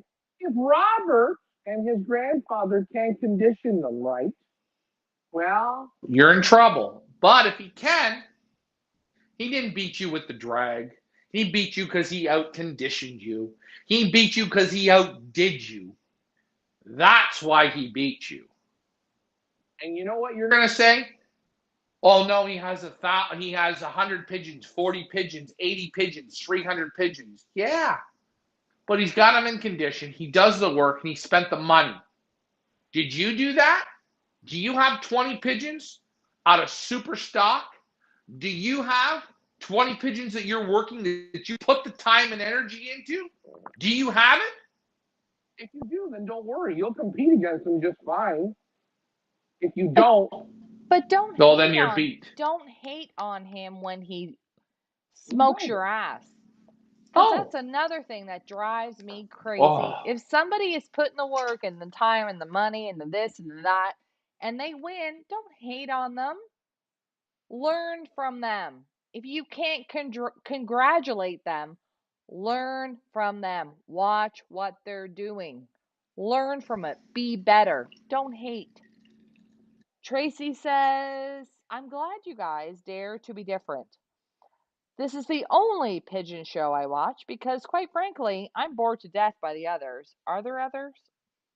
I've seen that shit from what's it called there? I don't know. What are they called there? The ones that own the rights to the show, Foys. Oh yeah, Foys. Yeah. Uh-huh. Send them juice boxes and straws, and carrot sticks and Lunchables. Send them Lunchables. And I hate to be that way, but I watch it, and boy, oh boy, I'd rather watch Sesame Street. But it's fairly boring.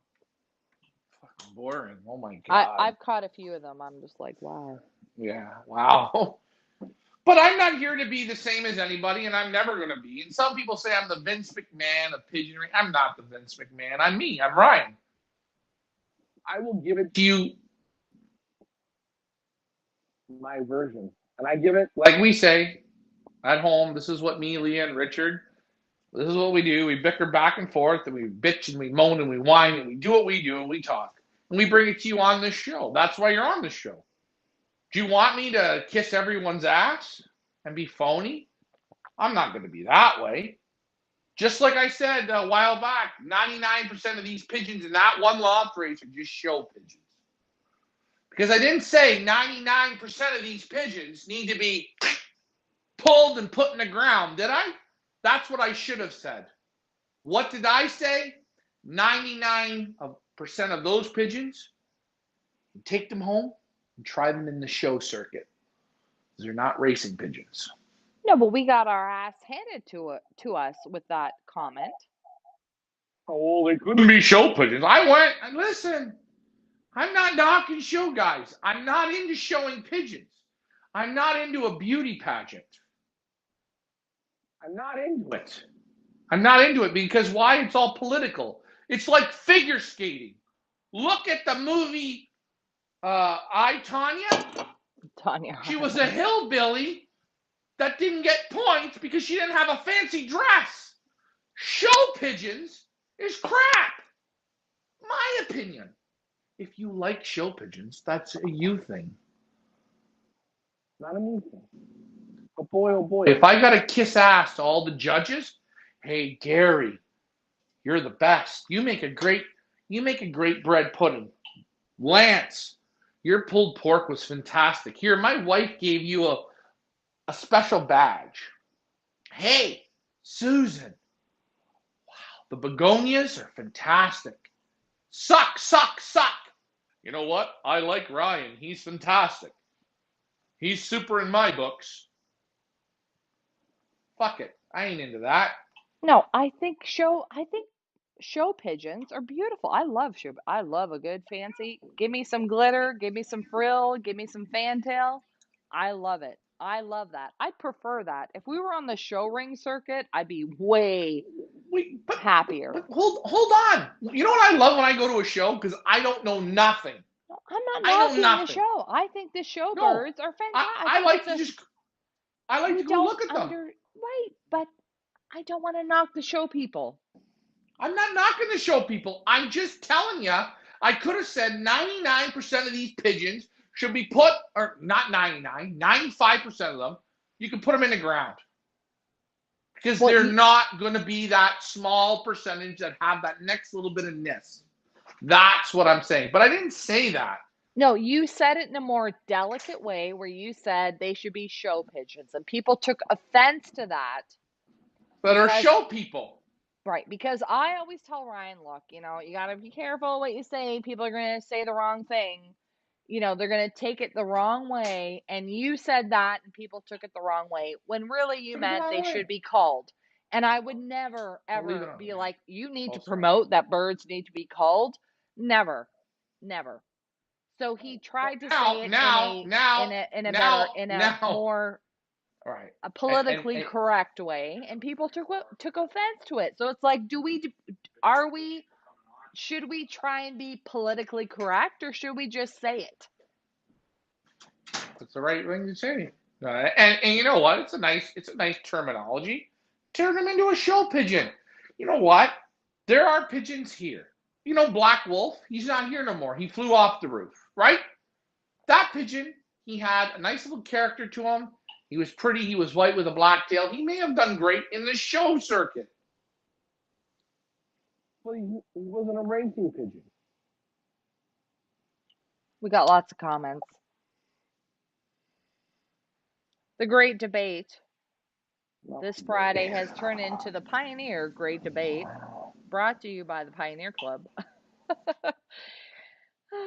All right, here we go. Are you ready? You got your arm? Hold on, Leah. I have to leave soon because number one, I got to get on to foils. Right? We're learning how to cut out shapes, right? And guess what? I'm going to use the word on the show, bum. Here we go. Guido. Here we go. Let me make sure I'm getting all the comments here. I'm glad to see Get them Guido's all tuned in. in. I haven't seen him in a while, so. Oh, I didn't. Okay. Lots of comments. Pigeon breeding is an art. It's not about buying expensive imported pigeons and putting them into a breeding box.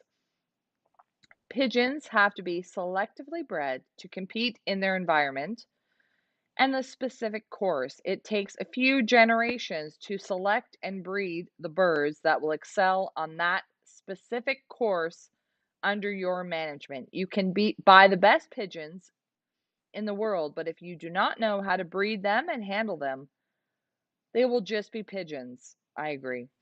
I also fully understand this is your business to sell imports and you are promoting your business, but we are all equally good in our yard with our own birds.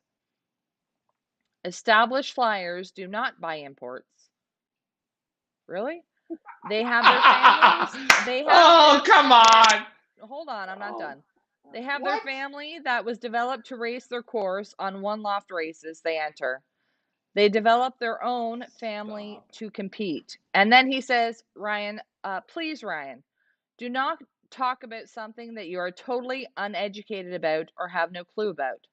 Like show pigeons. Show pigeons, guys, can run circles when it comes to pigeon knowledge. Okay, well, that's fine.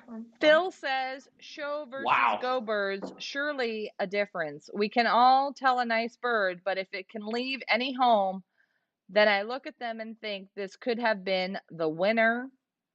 Oh, Michael says Foy's was on last Friday. I think they're on every other Friday, so we missed that show. All right, well. So that's a lot to do. Wait. Marco Mattis, the Golden Deutsch winner, he didn't go to Gabby to buy birds. He said, hell with it. He get his own pigeons from his own family. Hello, that's one. That's one. Do I have to go past that one? Hold on. Gabby Van de Beel, he didn't need Xavier Verstraat pigeons, did he? Nor did Annemie Van Hee, did he? Or Annemie needed Xavier pigeons. So I guess even the guys in Belgium, they don't trade back and forth. That's right. That's a lie. And as for a show system that I know nothing about, Guido, you are right. I have never shown a pigeon a day in my life, nor will I ever.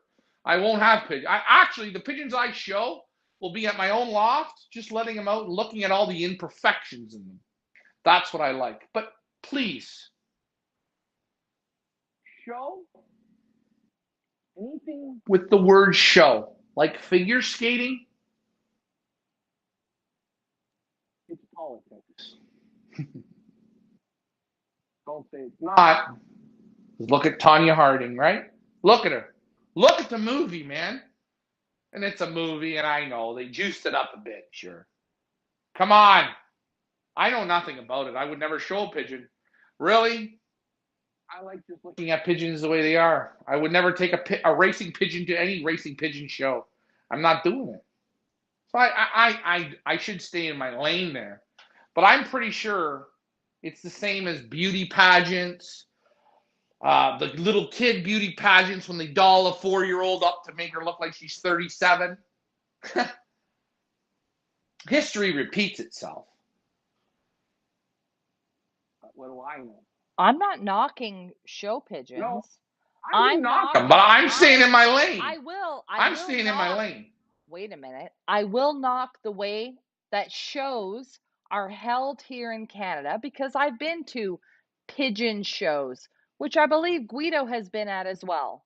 And when you stuff 200 show pigeons in a barn with a bunch of shavings, and I personally as a human cannot breathe in that facility, then I take issue with the show pigeon world because I'm not quite sure what you guys are doing, but you're not promoting the health of your show pigeons. You're creating a dusty, respiratory, horrible environment. So hold on. That's my stance on show Hold on. pigeons in Canada. That's all I know about it. I've only been to a couple shows. The shows that I've been to have been, I could not even breathe. I said to Ryan, I got to get out of here. I can't breathe. And if I was To put on a show, and I know nothing about show pigeons, I would do it in a much different manner, but that's a me thing. The show world is in their own world and what they do. Again, it's great. I have show people coming and bitching about respiratory.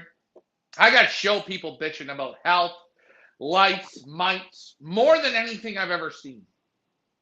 And a lot of it has to do with how they maintain. And not Guido. Guido maintains super health. Guido is a different breed. Oh my God. Guido's a This good is not pigeon. an argument with Guido This at isn't, all. yeah, this We isn't. love Guido. I'm looking Guido. at it as a whole. I'm looking at it as a whole. Pretty much, the show pigeon guys, when a guy tells me he's a show pigeon, 99% know nothing. And I got to say that, 99%. And I'm saying that as I'm viewing. I'm not saying it. Guido's that 1%. but showing and everything. It's just judging. It's friends. Look at the Up North Combine. They didn't like me, right? I'm a threat. I'm this. I'm not friends with anybody. I don't suck. Bruce. Where am I, Leah? I'm out. Right? Are you not better off? I'm far Better better. off. Actually, they're the ones losing. But hey, I'm not going to play the puppeteer game and the sheep game. And that's the difference. That's right. This is a different type of different thing. Maybe one day, you know what, Leah? One day we're going to put on a pigeon show. Not now, not anytime soon, but we'll do one. We'll do it our way and watch. They're going to say, "Oh, where have you been? It's totally different." Yeah. Well, I guarantee you, if I put on a pigeon show, it will not be in a 9-foot ceiling barn with pigeon shavings like a cloud, like London fog. Like you can't even see the person in front of you. It's so dusty. Yeah, no. Not in my pigeon show world. But hey, The judges, guess what they all think? All the wizards, all the guys advanced, the smock wearers, the ones with the white coats on with 97 freaking badges. Well, this is great. This is what we're all about. Not all of the shows, but the pigeons the pigeons can't breathe, but they look nice. they look nice for a day or 2 days. But hey, it is what it is, and we're getting into pigeon show stuff, and we know nothing. Actually, I don't even care to know anything about pigeon show. I know nothing. I don't care. Nothing about I don't pigeons at all. I just know if I'm in a dusty closet, I'm probably after hour 2 gonna start coughing. Probably. Actually, Leah, stay in your lane because you know why? Pigeon shows are not corrupt. Pigeon shows are perfectly well run. Hold on, and Leah, you and I.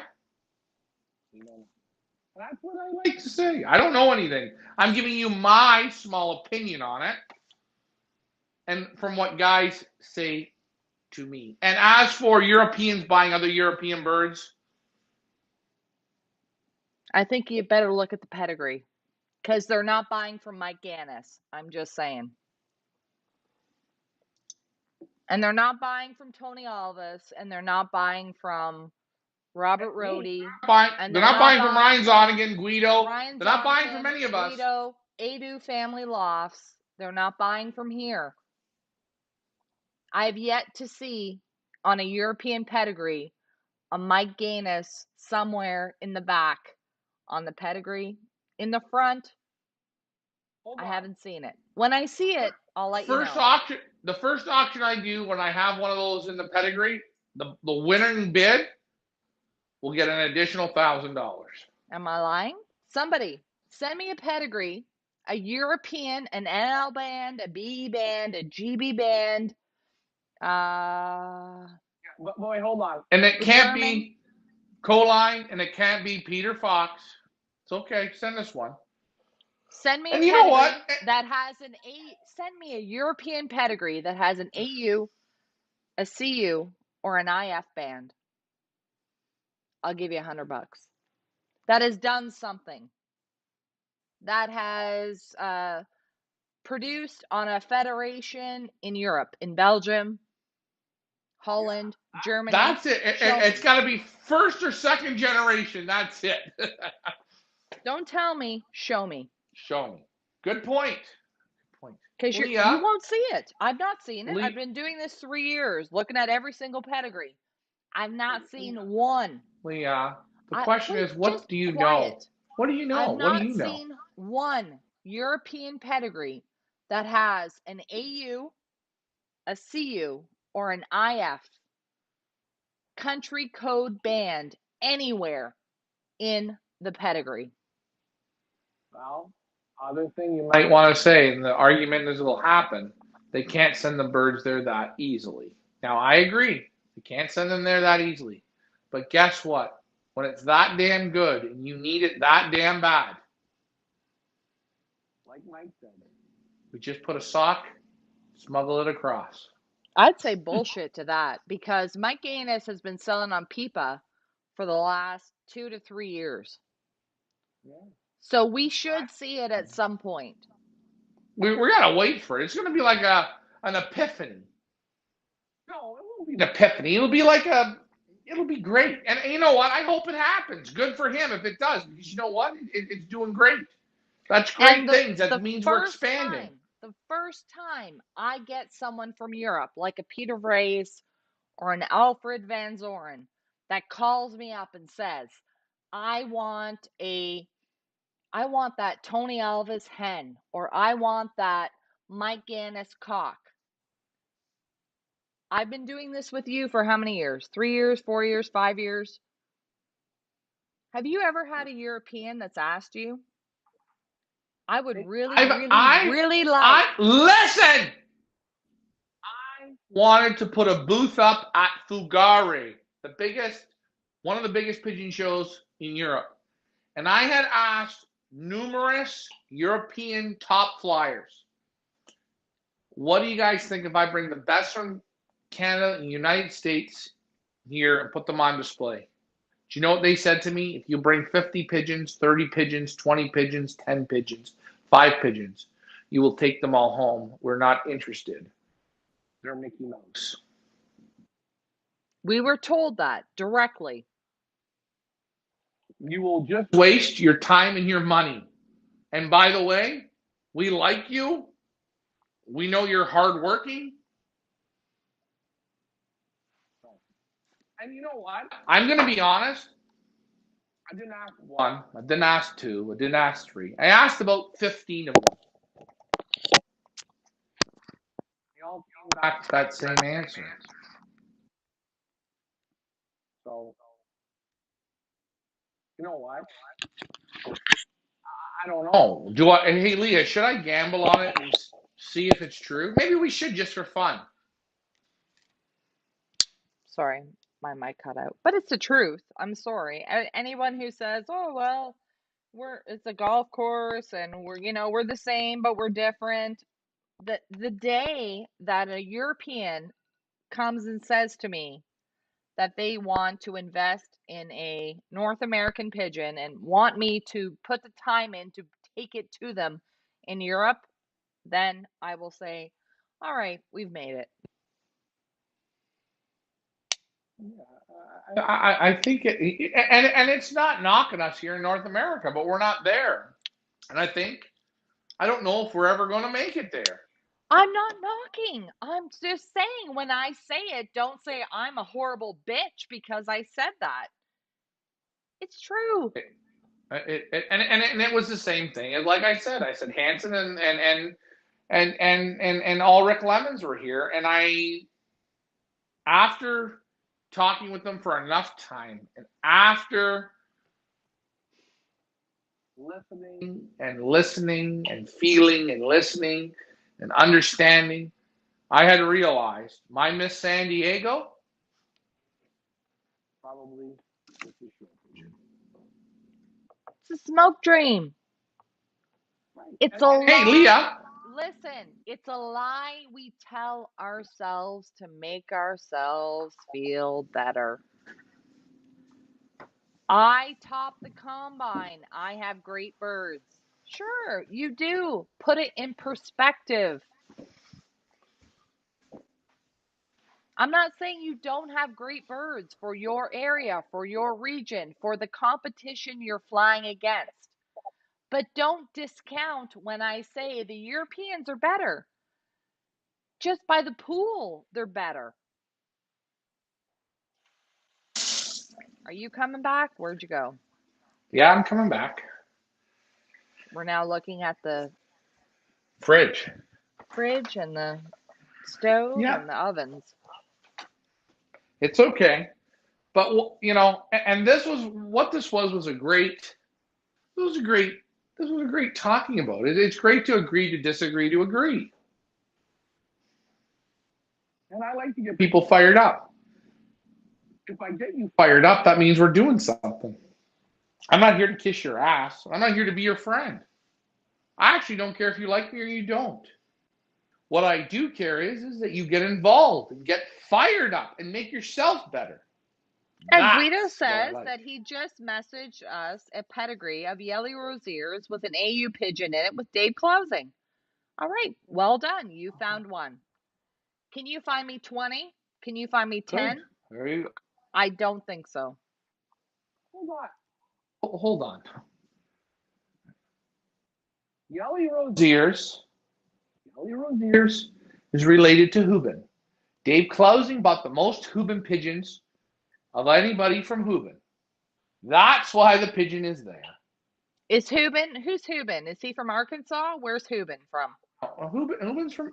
Listen, Belgium. Okay? Oh, wait a minute. Rewind. Where's Hubin from? Belgium. He's not from Arkansas. He's from Belgium. So Dave Closing. Dave bought a whole bunch of Hubins, From hundreds where? of Hubins. From where? Belgium. From Belgium. Actually, let's requote it from Europe. Bought them from Europe. Worked them. Found the good ones. Okay? Now, Yelly Rosier went to Spring Hill, personally went to visit Dave Closing, because there was a connection there. There's a difference. There's a difference. But hey, pound for pound, inch for inch, and mile for mile. Yeah, you got us there. You got us there. You got us there. Coline. You look at Coline for Gannets. There you go. Look at Coline. Coline will have the AU Gannets birds in there because Mike sends them off the national winners. You have it there. But find me The middles guys, the non-commercial guys, not Yelly, the non-commercial guys. You know what you're gonna find? You're not gonna find it. It's not there. Guido. You got me with Yelly. You got me with Guido Yelly. got us. Guido said you asked for one for $100. You showed us one. He messaged us one. You have $100 Feathers Elite credit you can use towards That's right. activating Guido one of your pigeons in the Sprint Series. $100 Feathers Elite bucks to Guido Madruzen. He did prove it. Yes, it is in there. blah blah. Blah blah blah. That was a good one. I'm will do it a woman too. of my word, so That's okay. You know what? Show Ken Lavoie the non-faith. Recycle for the 100. Leah, give him $125. That's on me. That's fine. Recycle's activated. Guido says Dave bought them 30 years ago. You cannot credit Hubin for Clousing breeding them for 30 years and winning. I don't think Why did Yelly go there? Because he knew where the birds came from and he knew how strict Dave was. That's why. You know what? I don't even care. We picked. No, forget it. I'm done. I'm done. It's going in a circle here. Forget it. You know what? I mean, Canadians and Americans, you guys can blow away the Europeans. You beat them so bad, it's funny. You beat them. You just smoke them, and you know what? You're gonna stay in that little hole. Good. Go and beat them. You've beaten them so bad already. I can tell you've beaten them. You found one though. That's good. Actually, you can find more than one, but you got to really dig down and look. I've not seen Oh. one in 3 Oh, and by the years. way, Wait a minute. actually, hold on. Yelly probably has big Andy birds as well because they're like a partner loft. Show the finger True. cross pyramid circle. How that works. Show that again, because that's how that works. There you go. And that's the truth. But hey, you know what, Guido? No problems. No hard feelings. It is what it is. I don't believe it. Go find the coal-line bird. You'll find it there too. What, two guys? Show me how many Rick Martis CBS birds are in Belgium flying or in Holland flying. Go ahead. Oh, there you go. Ask Rick how he did there. Rick's a good flyer. He knows how to fly a pigeon, man. Steve and Rick Martis are good pigeon men. You know what? I don't like beer. And I was at Fugari. Steve and Rick were there with a couple other guys. We sat down and we had fries and we had beer and we were talking. And he said, Ryan, I went there and I tried what I did in America. I tried. Couldn't do it.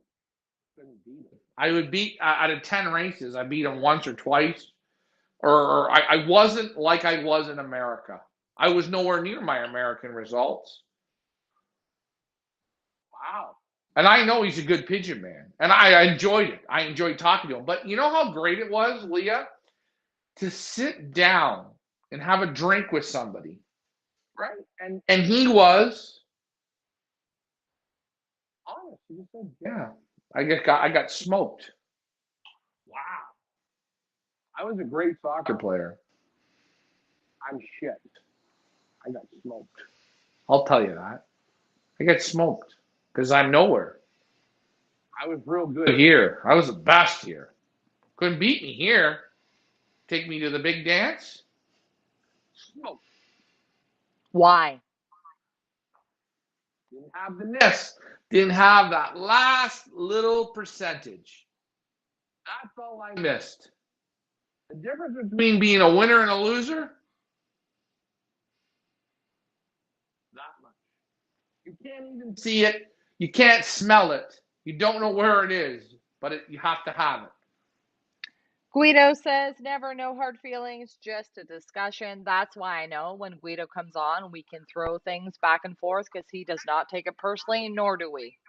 Hold on. And that's what is great about Guido. Hey, guys, ladies and gentlemen, what is awesome about Guido is you can agree to disagree, and he will come back and give you his best. And that's what we want everyone to do. Tracy gives her best. Carla, give your best. Put your input out there. We're not saying, oh, hell, Guido's a bad guy. No, everyone's welcome. It's an open debate. And that's what's awesome about it. You have to think our way or you're out. Think our way. Or you're out. You're out of the club. You're out of the race. You're out of this. That's not how we work. That's not how the Pioneer works. Maybe that's how other clubs, combines, unions work. But here, I might not agree with Guido, but I respect his opinion and I listen to him, and he respects my opinion and he listens to me. And although we might not agree, it's okay. He's not an asshole. I don't have to unfriend him. I don't have to go on Facebook and be like, oh, you know what Guido said? He's an asshole. I don't like him. I'm going to kick him out of the club. That kind of toxic BS, that's the part that has to stop here. That's what's killing the sport in this country, in this nation, is the whole take it personally. Oh, Guido said I don't like my shirt. He's an asshole. I don't like him anymore. Get over it. It's great to disagree, and that's what makes competition. That's what makes you go back to battle and go back at it. Guys, take a look at those Montreal Canadiens. They were the worst going in. They're going to the finals. If they listened to everybody and said they were losers, where would they be? They would be losers. But you know what a winner has in his brain? He doesn't listen to nobody. Inch by inch and brick by brick and mile by mile. That's what the winners find those ways. And that's what's great. That's what makes Guido a great show guy, a great pigeon flyer, a one-lot flyer. He's a good pigeon man. And I'm never ripping on Guido. I don't rip on really anybody. I rip on everybody equally. I ripped on Mike, and I praised Mike. I probably ripped on Guido, and I praised on Guido. I'm not out to attack people. I'm out to just talk. Is there a problem with saying that dress is ugly, or my shirt is ugly, or I'm fat, or I'm skinny, or I drink too? No, you just talk about it. You let her go. Help me help you. Guido says. Oh no! Oh no! He's coming after me! Phil says, I missed a large part of the earlier show. Well, which show? We've been on all day. But what was the no water deal? Never heard of that. Does it make them fly or trap faster? Wait a minute, Ryan. Guido says, additionally, many flyers joined the show pigeon ranks and failed terribly and were out of the first year. On the other hand, every show pigeon guy that got into racing excelled almost instantly. Well, I'm not getting into an argument about who's a better keeper, a show pigeon guy or a racing pigeon guy. That's for another day. I'm not even going to get into that. Dave Ottaway says, good luck, Leah. Never happened. Backbiting. Well, I can't give up, right? And we got to try to be positive, open forum, have a great professional, civilized debate where we can disagree and not be assholes. And not say, I hate that guy. I never want to talk to him again just because he disagrees. We can disagree. People in Europe disagree all the time. I don't see this backbiting kind of negative, toxic crap that goes on here. I've not seen it in Europe. Maybe Ryan's seen it. I've not seen it. It is really toxic here. Toxic. Here is like 80% toxic. In Europe, it's like 15% toxic. Because we've allowed it. The powers that be have allowed it to happen. They have allowed this toxic environment where everybody hates everyone. We all talk about everyone and everybody's shit and they're all assholes. The powers that be have allowed this to happen. And it shouldn't be allowed. We are here. We are friends. We are here for a purpose. That is pigeon racing. We can have friendly debates. Not everyone's assholes. Hold on. Getting back to the water thing, because I don't want to miss that, because that's... I'm going to grab a pop. You talk about that. I use the water.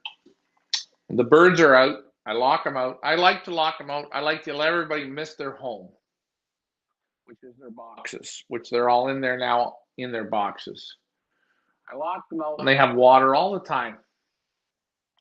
When I feed, I bring them in with no water. I want to feed. I don't want them filling up on water because I feed slow. I take my time. I feed. When I'm done feeding and I see everybody's done and I see birds going up to where the drinker is, I know, birds are done. I put the waters in and I let them all drink and then I let them go into their boxes. When I train at first, I bring them in. Let them have a drink. Put them in the baskets. I let them sit for a few hours with no water. They build up. They want their water.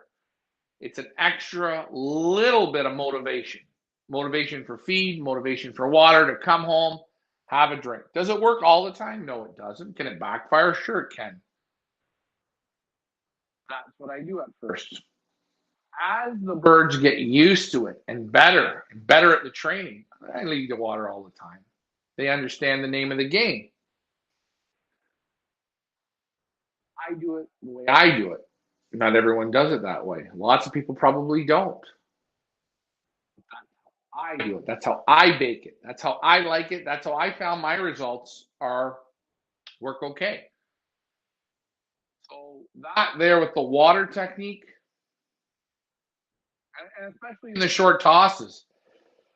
On Monday, if it's 90 degrees and I'm going 3 kilometers and I'm teaching them things, I'll have them in the baskets for maybe 3 hours, and nice and warm in the sun, hot. They'll be hot. Whoa, they're done.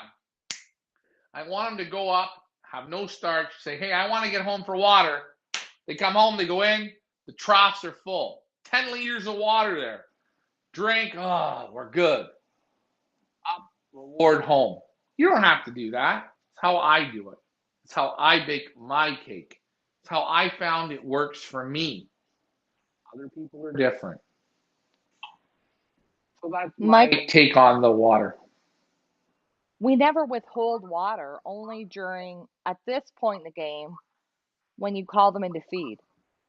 Other than that, they always have water. Listen, when I was a little kid, when dinner was served, I loved to drink milk, and I loved it. And if I went to the table and I sat at the table and Mom would put the peas out, the chicken out, the corn out, the bread out, I'd be talking and have a little piece of bread, a few little peas, and I'd drink a whole glass of milk.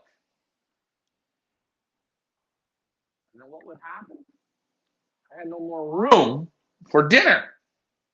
My dad was doing, you can't leave the table until you finish your meal. Well, I can't. I'm full. So when I bring the birds in, you're going to eat first. I want you to eat everything up. Pack up, and then we're going to give you all the water you want. That's how I like to do it. That's my version of it. So Ryan doesn't want them, when it's time for dinner, to fill up on water before they have to eat the groceries. The groceries are the most important part. The groceries give them the gasoline at this point, not water. Wait, hold on. And the other thing is, when you feed real slow or slow, birds that eat a little bit and they're starving. When they get a little bit, quarter crop of feed, they're going to go pig out on water. And when they pig out on water, the craving to eat, hey, don't eat tonight for dinner. Don't eat tonight. Don't eat tomorrow for breakfast. But at lunchtime, I want you, when you start to get hungry, drink 4 glasses of water.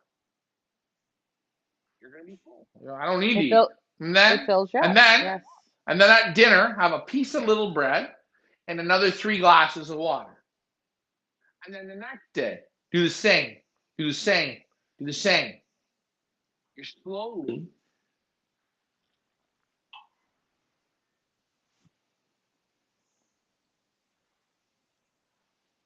What I want is pack up with feed, and then put some water in. And then wait an hour later, put some more water in. And then no more. Empty out your system tonight. Tomorrow, go out again.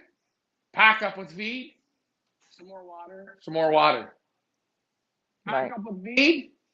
More water. More water. I don't want this. I want this.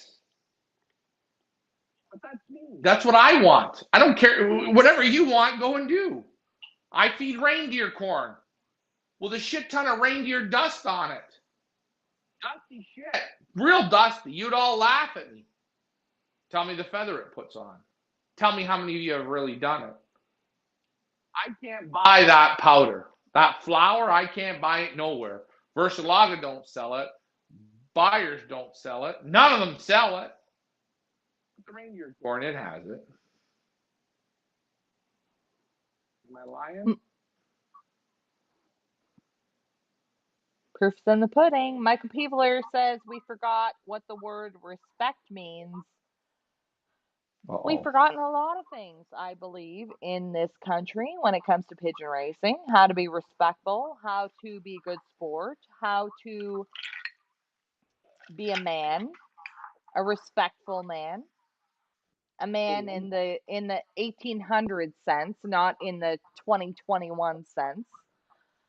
I've seen a lot of backbiting. I've seen just horrible, horrible behavior, which has to stop. I think it's only happened because it's been allowed. It's like a disease. It gets into you, and before you know it, it spreads like wildfire. Before you know it, you got cancer and you're dead.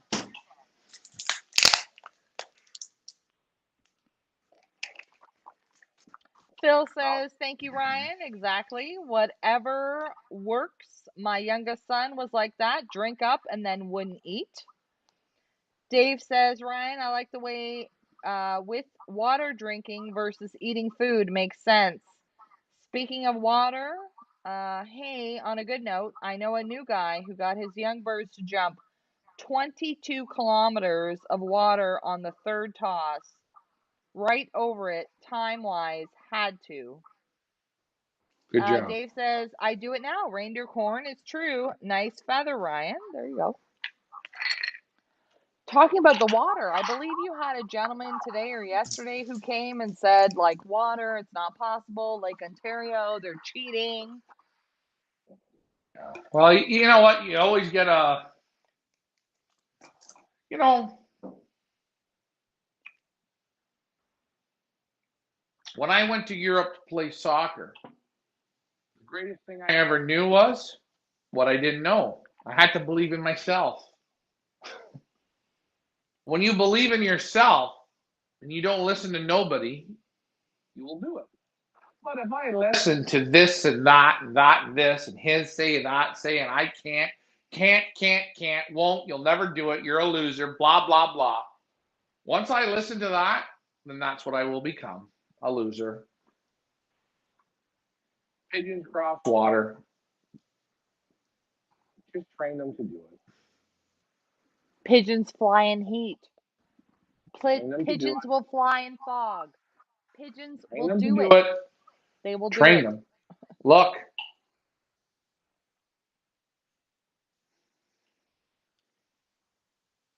Ryan's now drinking antifreeze, but that's all right. No, No, but it's true. but We're only yeah. limited by what our mind tells us we're limited by. And the fellow came today and he said, the water, no, it can't happen. It's not possible. They're cheating. Rick Fife, Ian Sybil, they're cheating. They're not going over the water. What? What? That's right. And that's why the sport is shit here. Because we all find an excuse of why we can't win. Instead of saying, fuck it, I'm going to dig a little deeper. And I'm going to work a little harder. I'm going to outwork Rick. I'm going to outwork Ian. I'm going to outwork Guido, Tony, Robert, blah, blah, blah. I'm going to outwork them. You know what we decide to do? Fuck it. They're cheating. They got the most money in pigeons. They manipulate the clock. I'm laughing, man. Forget it. This is why you're not a part of this, because you're a real loser. You're the Well, you've lost before you even begun. When you start making excuses before you've even started the race, you've lost. Uh-oh. God, I hope he's back. Oh, he's back. There he is. I'm back. Hello? Are you back? Hello? Yes, hello. I've never shown a pigeon in my life. Right? I've never shown a pigeon in my life. I'm going to go to my first show and win in the racing pigeon category. Want to watch me do it when the next big show opens up?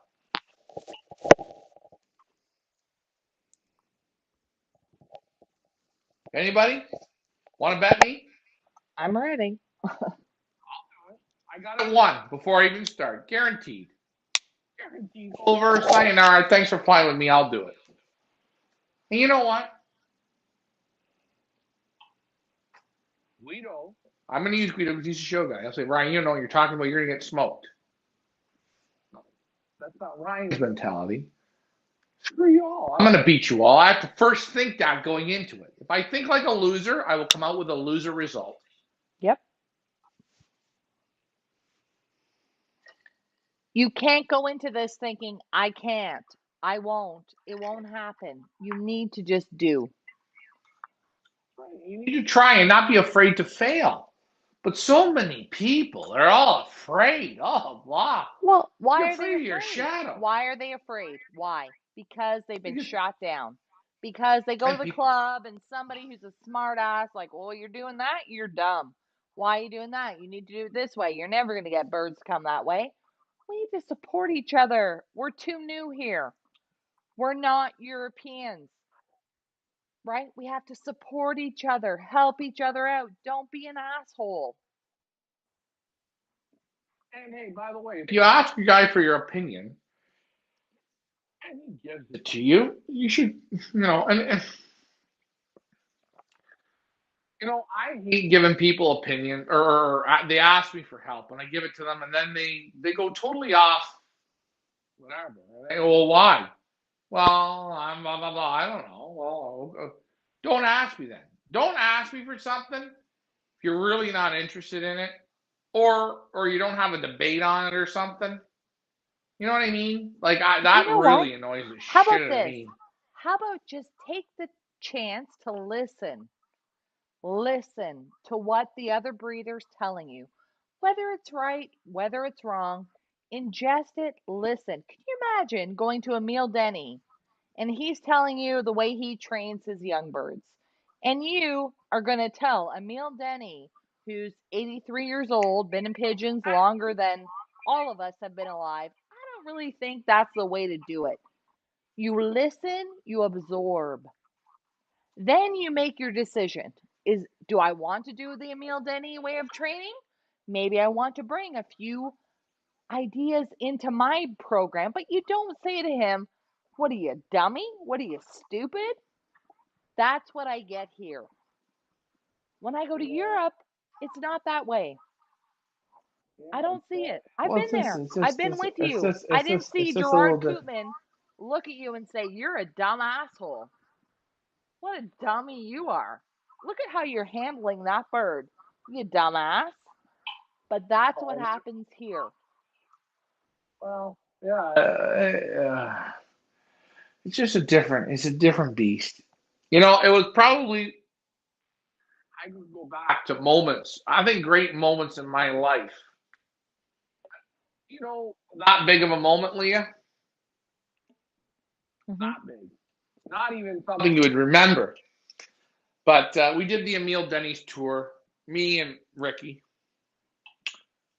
And we were up in the loft, and there was no cameras on, and they were talking, and they were talking, and they were talking. And my dad, or your dad, Ricky, was talking to Emil, and they were talking about feeding. My dad said, boy, I really love feeding the big, heavy reindeer corn, the cow's corn, the good stuff. And Emil smiled from ear to ear. And he said, boy, didn't that give them the gas and the feather quality and the power? He says a lot of the small stuff, the stuff in the bags, the magic stuff, the stuff that looks pretty. Oh, look at that, eh? No dust, no nothing. Good marketing, isn't it? Good marketing to sell feed. But we need the power. And he smiled and he said, the good stuff that goes into the pigeons that you need. You don't need the small stuff. You need the gasoline, the power. You know what? Right there, I seen a Canadian and I seen a Belgian, a super flyer in Emil Denny's, a world record champion. The trip down, fall over. The trip down, fall over is right there.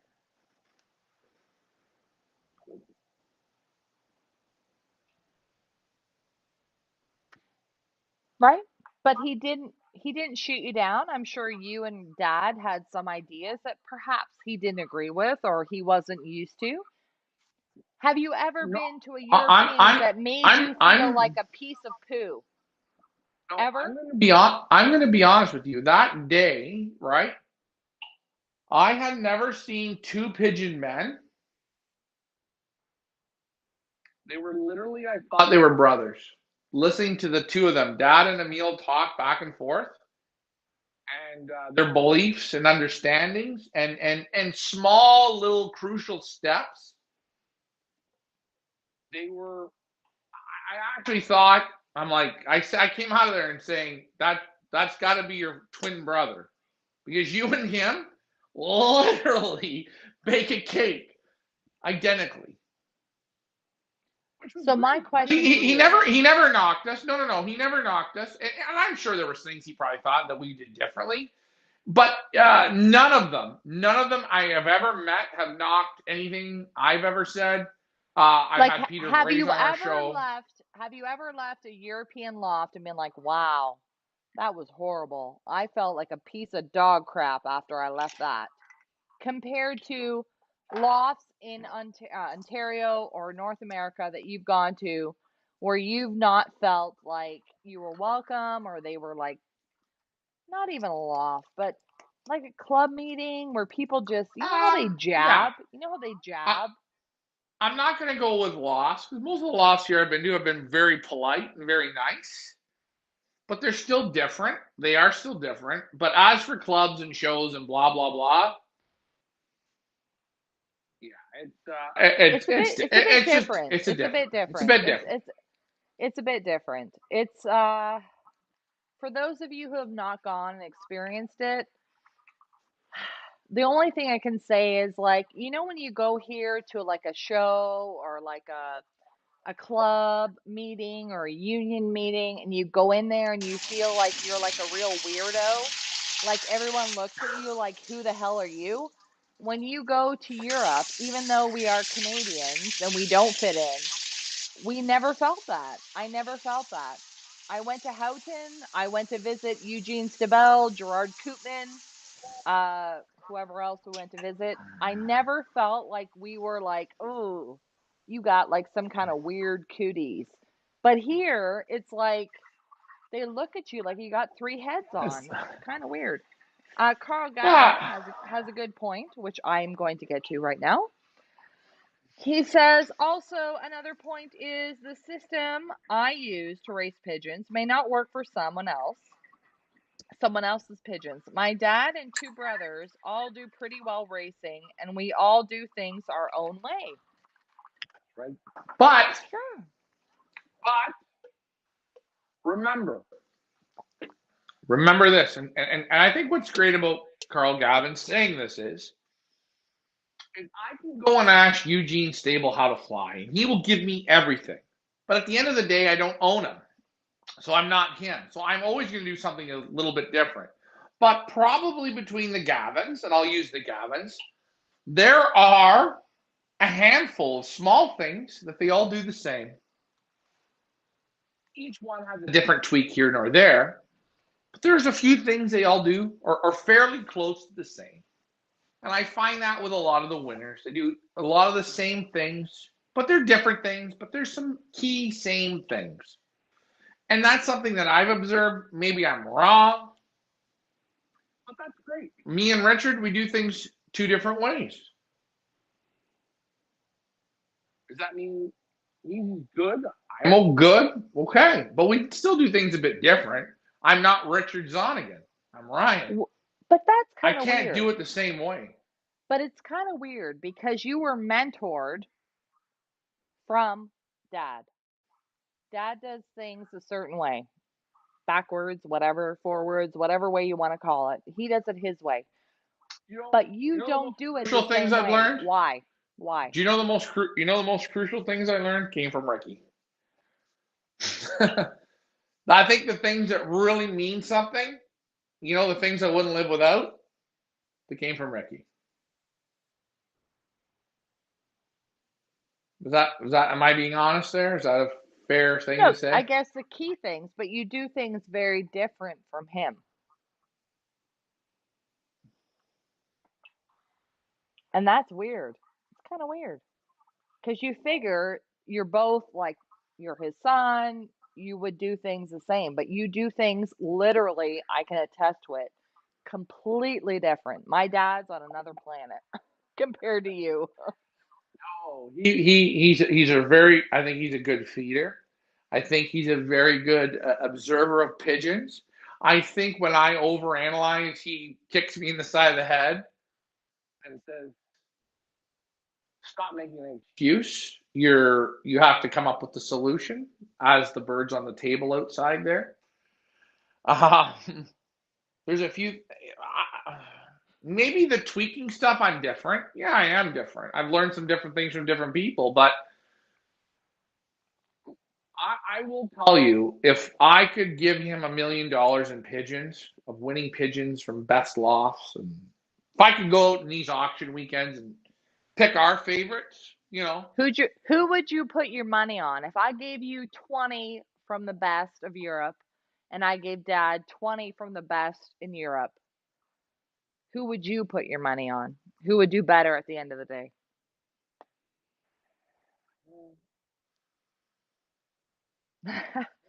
I guess we'll see this season. he's very hard to beat there at the end. I think it's how he feeds. I'm a little cheaper, not cheaper, but I give him a little less, and I think sometimes he gives him a little more. And it depends on the day, but he's good. He's good. No, he's good. But I would always love to see him have the tools, and he's never had the tools. He's never had the pigeons of people that I know have. And I would love to give him those tools, but you know what? It is what it is. But getting back to like Carl said, they do things similar, and they have learned from each other, but they're all going to bake the bread a little different. And actually, probably they're all very good, and each one of their tips is good, but they're still individuals, and that's what's great about it. It's like Marco Madison, his dad. He is different from his dad, and his dad's probably going to say, "My son is better," and Marco is going to say, "I learned the key things from my father." Well, that's what he said. Marco Mattis said, "Where did you learn?" "I learned from my father." Then he tweaked it to what he wants to do, because he's got his own brain. He's got his own brain. Right.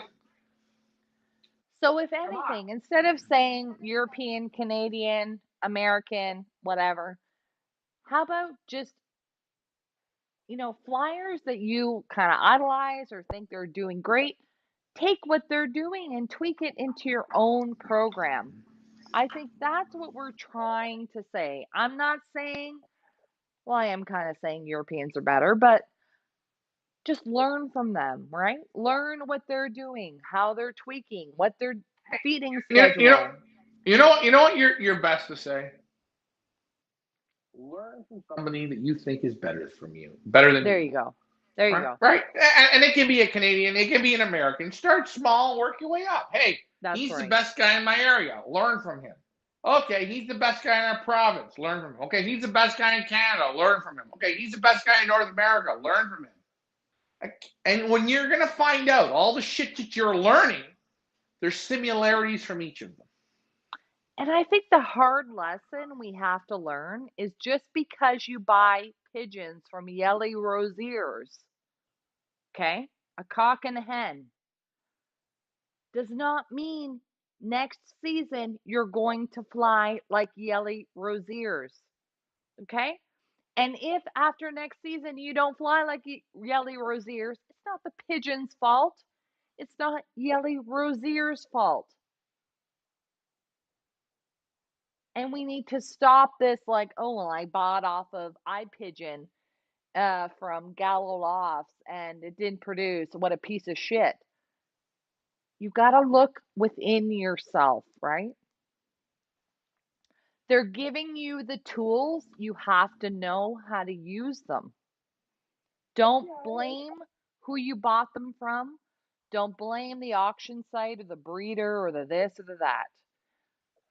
They're giving you a piece of their tool. You have to take it into your toolbox and know how to use it. Listen, a guy bought a $10,000 pair of Emil Denny's pigeons, put them in a rabbit cage until they bred themselves to death.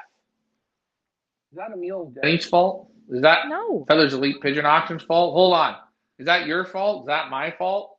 Or was the guy a moron, tripped down, fall over, and screwed up and screwed the system? Yeah, that's his fault.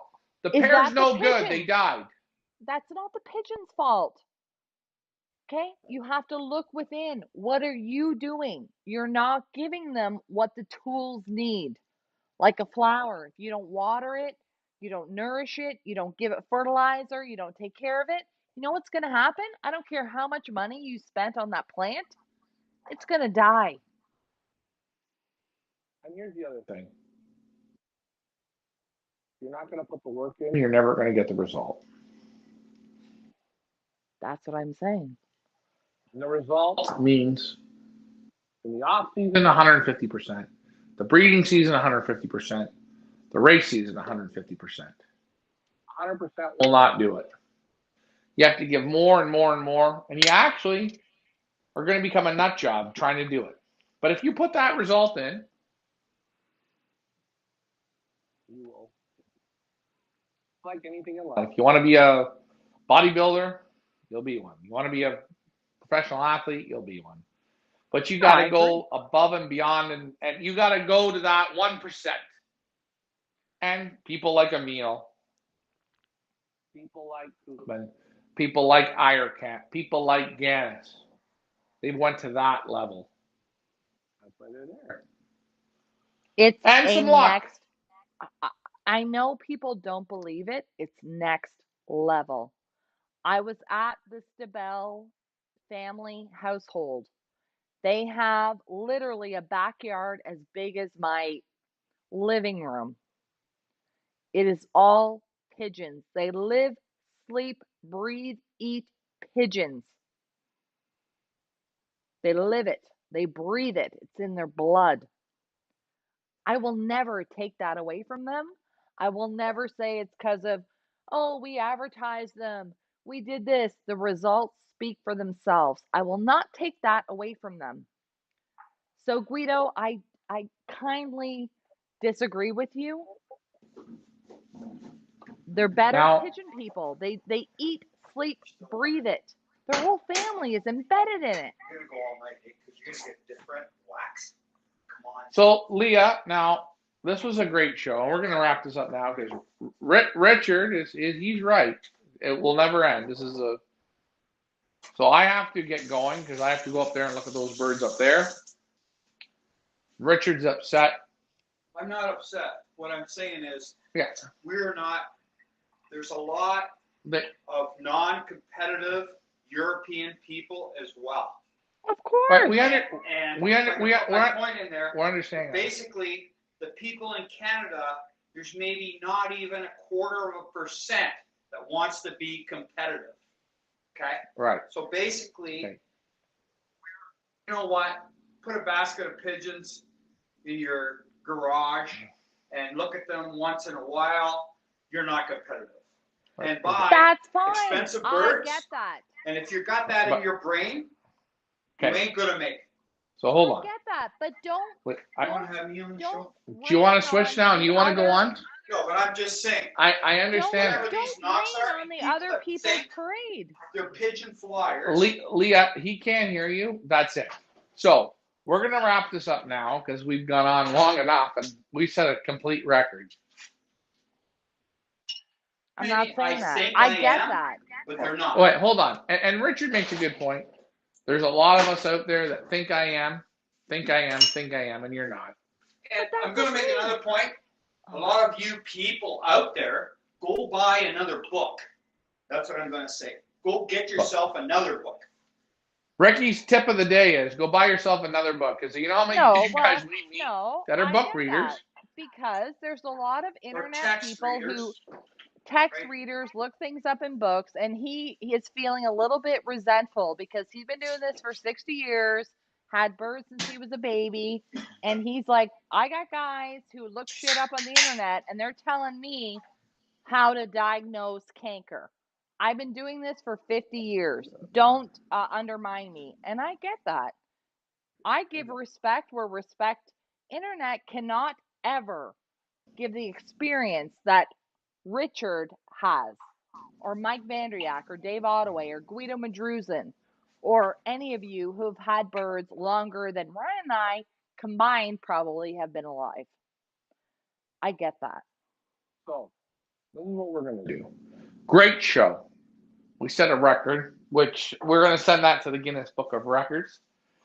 We're going to wrap this up. I think this was fun. I hope you guys enjoyed it. It was a little bit off the cuff, and that's what we did. Trapping went very well. Sprint series, please get your birds in. And we agree to disagree, but agree and disagree all at the same time, which makes this good. Absolutely. Richard has one more point, and we're going to end this. If you're putting birds in our bonus one loft race, right. And what I mean by bonus, what I mean is you're getting 9 races plus more. getting another 5. That's 14. Done by professionals. Professionals. You are way ahead. Yeah, that's right. Okay? You're way ahead. Right. Okay. I didn't say I was a professional. He said I was. I'm professional. You're a professional. Richard's a Oh. professional. I'm Loft still manager learning. No, I'm Richard just saying. is a professional. Right. And that's good. And you know what? That is the truth. I want to thank you guys for tuning in. Leah, you did a great show. I'm Everyone's not done points. yet. We got comments. Sorry. We opened this Pandora box. Now we have comments. You on for a bit? We might be on for a while. Tracy's We got lots of ordering a comments. pizza. Dave All Ottaway I'm says saying is there's a lot of us Hold on, Rick. here with still training wheels on. Okay. But we think He says a lot of us have training wheels on, and we still think we're professionals. I am one of those training wheelers. I guarantee you I am. no, you're far from it. Okay, far from that group. I am. I'm on the training wheel group. I'm leaving myself Ryan, in there. stay in Go your ahead. lane. Stay in your Stay in my training lane. wheel lane. First of all, Oh you boy. must be a pigeon keeper before you can become or a pigeon racer. See, you're Remember here. that. I Okay, agree. Leah, what's your comments? All right. What's your comments? Okay, Dave says, I was curious about this reindeer corn, so I tried it. Now I like it, flour and all. Tracy's ordering a pizza. Rita says, thanks, Richard. Carl says, again, I can buy a bird and it doesn't breed me anything, but give it to someone you know and it can breed winners for them. Some birds just don't work with your racing system or your possibility. I don't know. The family you're crossing with. I agree with that too. I do agree. I do agree that some birds just don't meld or go with your loft. I get that. I agree with that. Joseph wants to know if LMR is wearing the red shorts. No, it's green. Joseph says, let's go get hammered. Rita says, oh, we got training wheels on, Richard, but we know we have the training wheels in. See, Rita and Tony know they're staying in their lane. They're staying in their lane. They're new and they're like, I'm new. I'm staying in the lane. I'm not going to try and tell anybody how to do their training program. They're learning and absorbing. That's another thing that drives me nuts. New flyers that are just like, they're going to tell other people how to do it. Meanwhile, they've been doing it for 2 years. Like, really? We call that the Lou effect. The Lou effect. Don't Stay in ever your want to lane. get into the Lou. Stay in your lane. Good job. Stay in Anything your else? lane. Anything else? No, that's it. Okay, so You know what? like I said earlier, we agree to disagree to agree, and that's what makes this a fun debate. Nobody is hurt. I think everybody had great points, great Oh my opinions, God. We're great absolutely ideas. not here to hurt feelings or be like mad. I'm not mad at anybody. I think it's great where we can have open conversations. End this on a positive note here. Now, sprint series, get your birds entered into it. You're going to have fun. Promise you. If you're a junior, upgrade. Trust me, an upgrade, you're going to like it a little bit more. Now, again, if you're on a fixed income, you don't have to say nothing. Blink twice at home, and I understand. But if you can afford it, you have the birds here. Give the bird the little bit of push. We call it the Henry Winter effect. Give them that confidence. You're going to go a little bit further. Great comments. We're going to do this long type of show here, I'm sure, again. I hope you got. The Europeans, I think you guys the Europeans like it. are better. got thumbs They're up. worse. Who knows? Who really cares? As long as you guys, we stimulated your brain today. We got you to think a little bit outside that box. And remember, we're all assholes. We're all still losers. I still got my training wheels on. This is my first time doing this.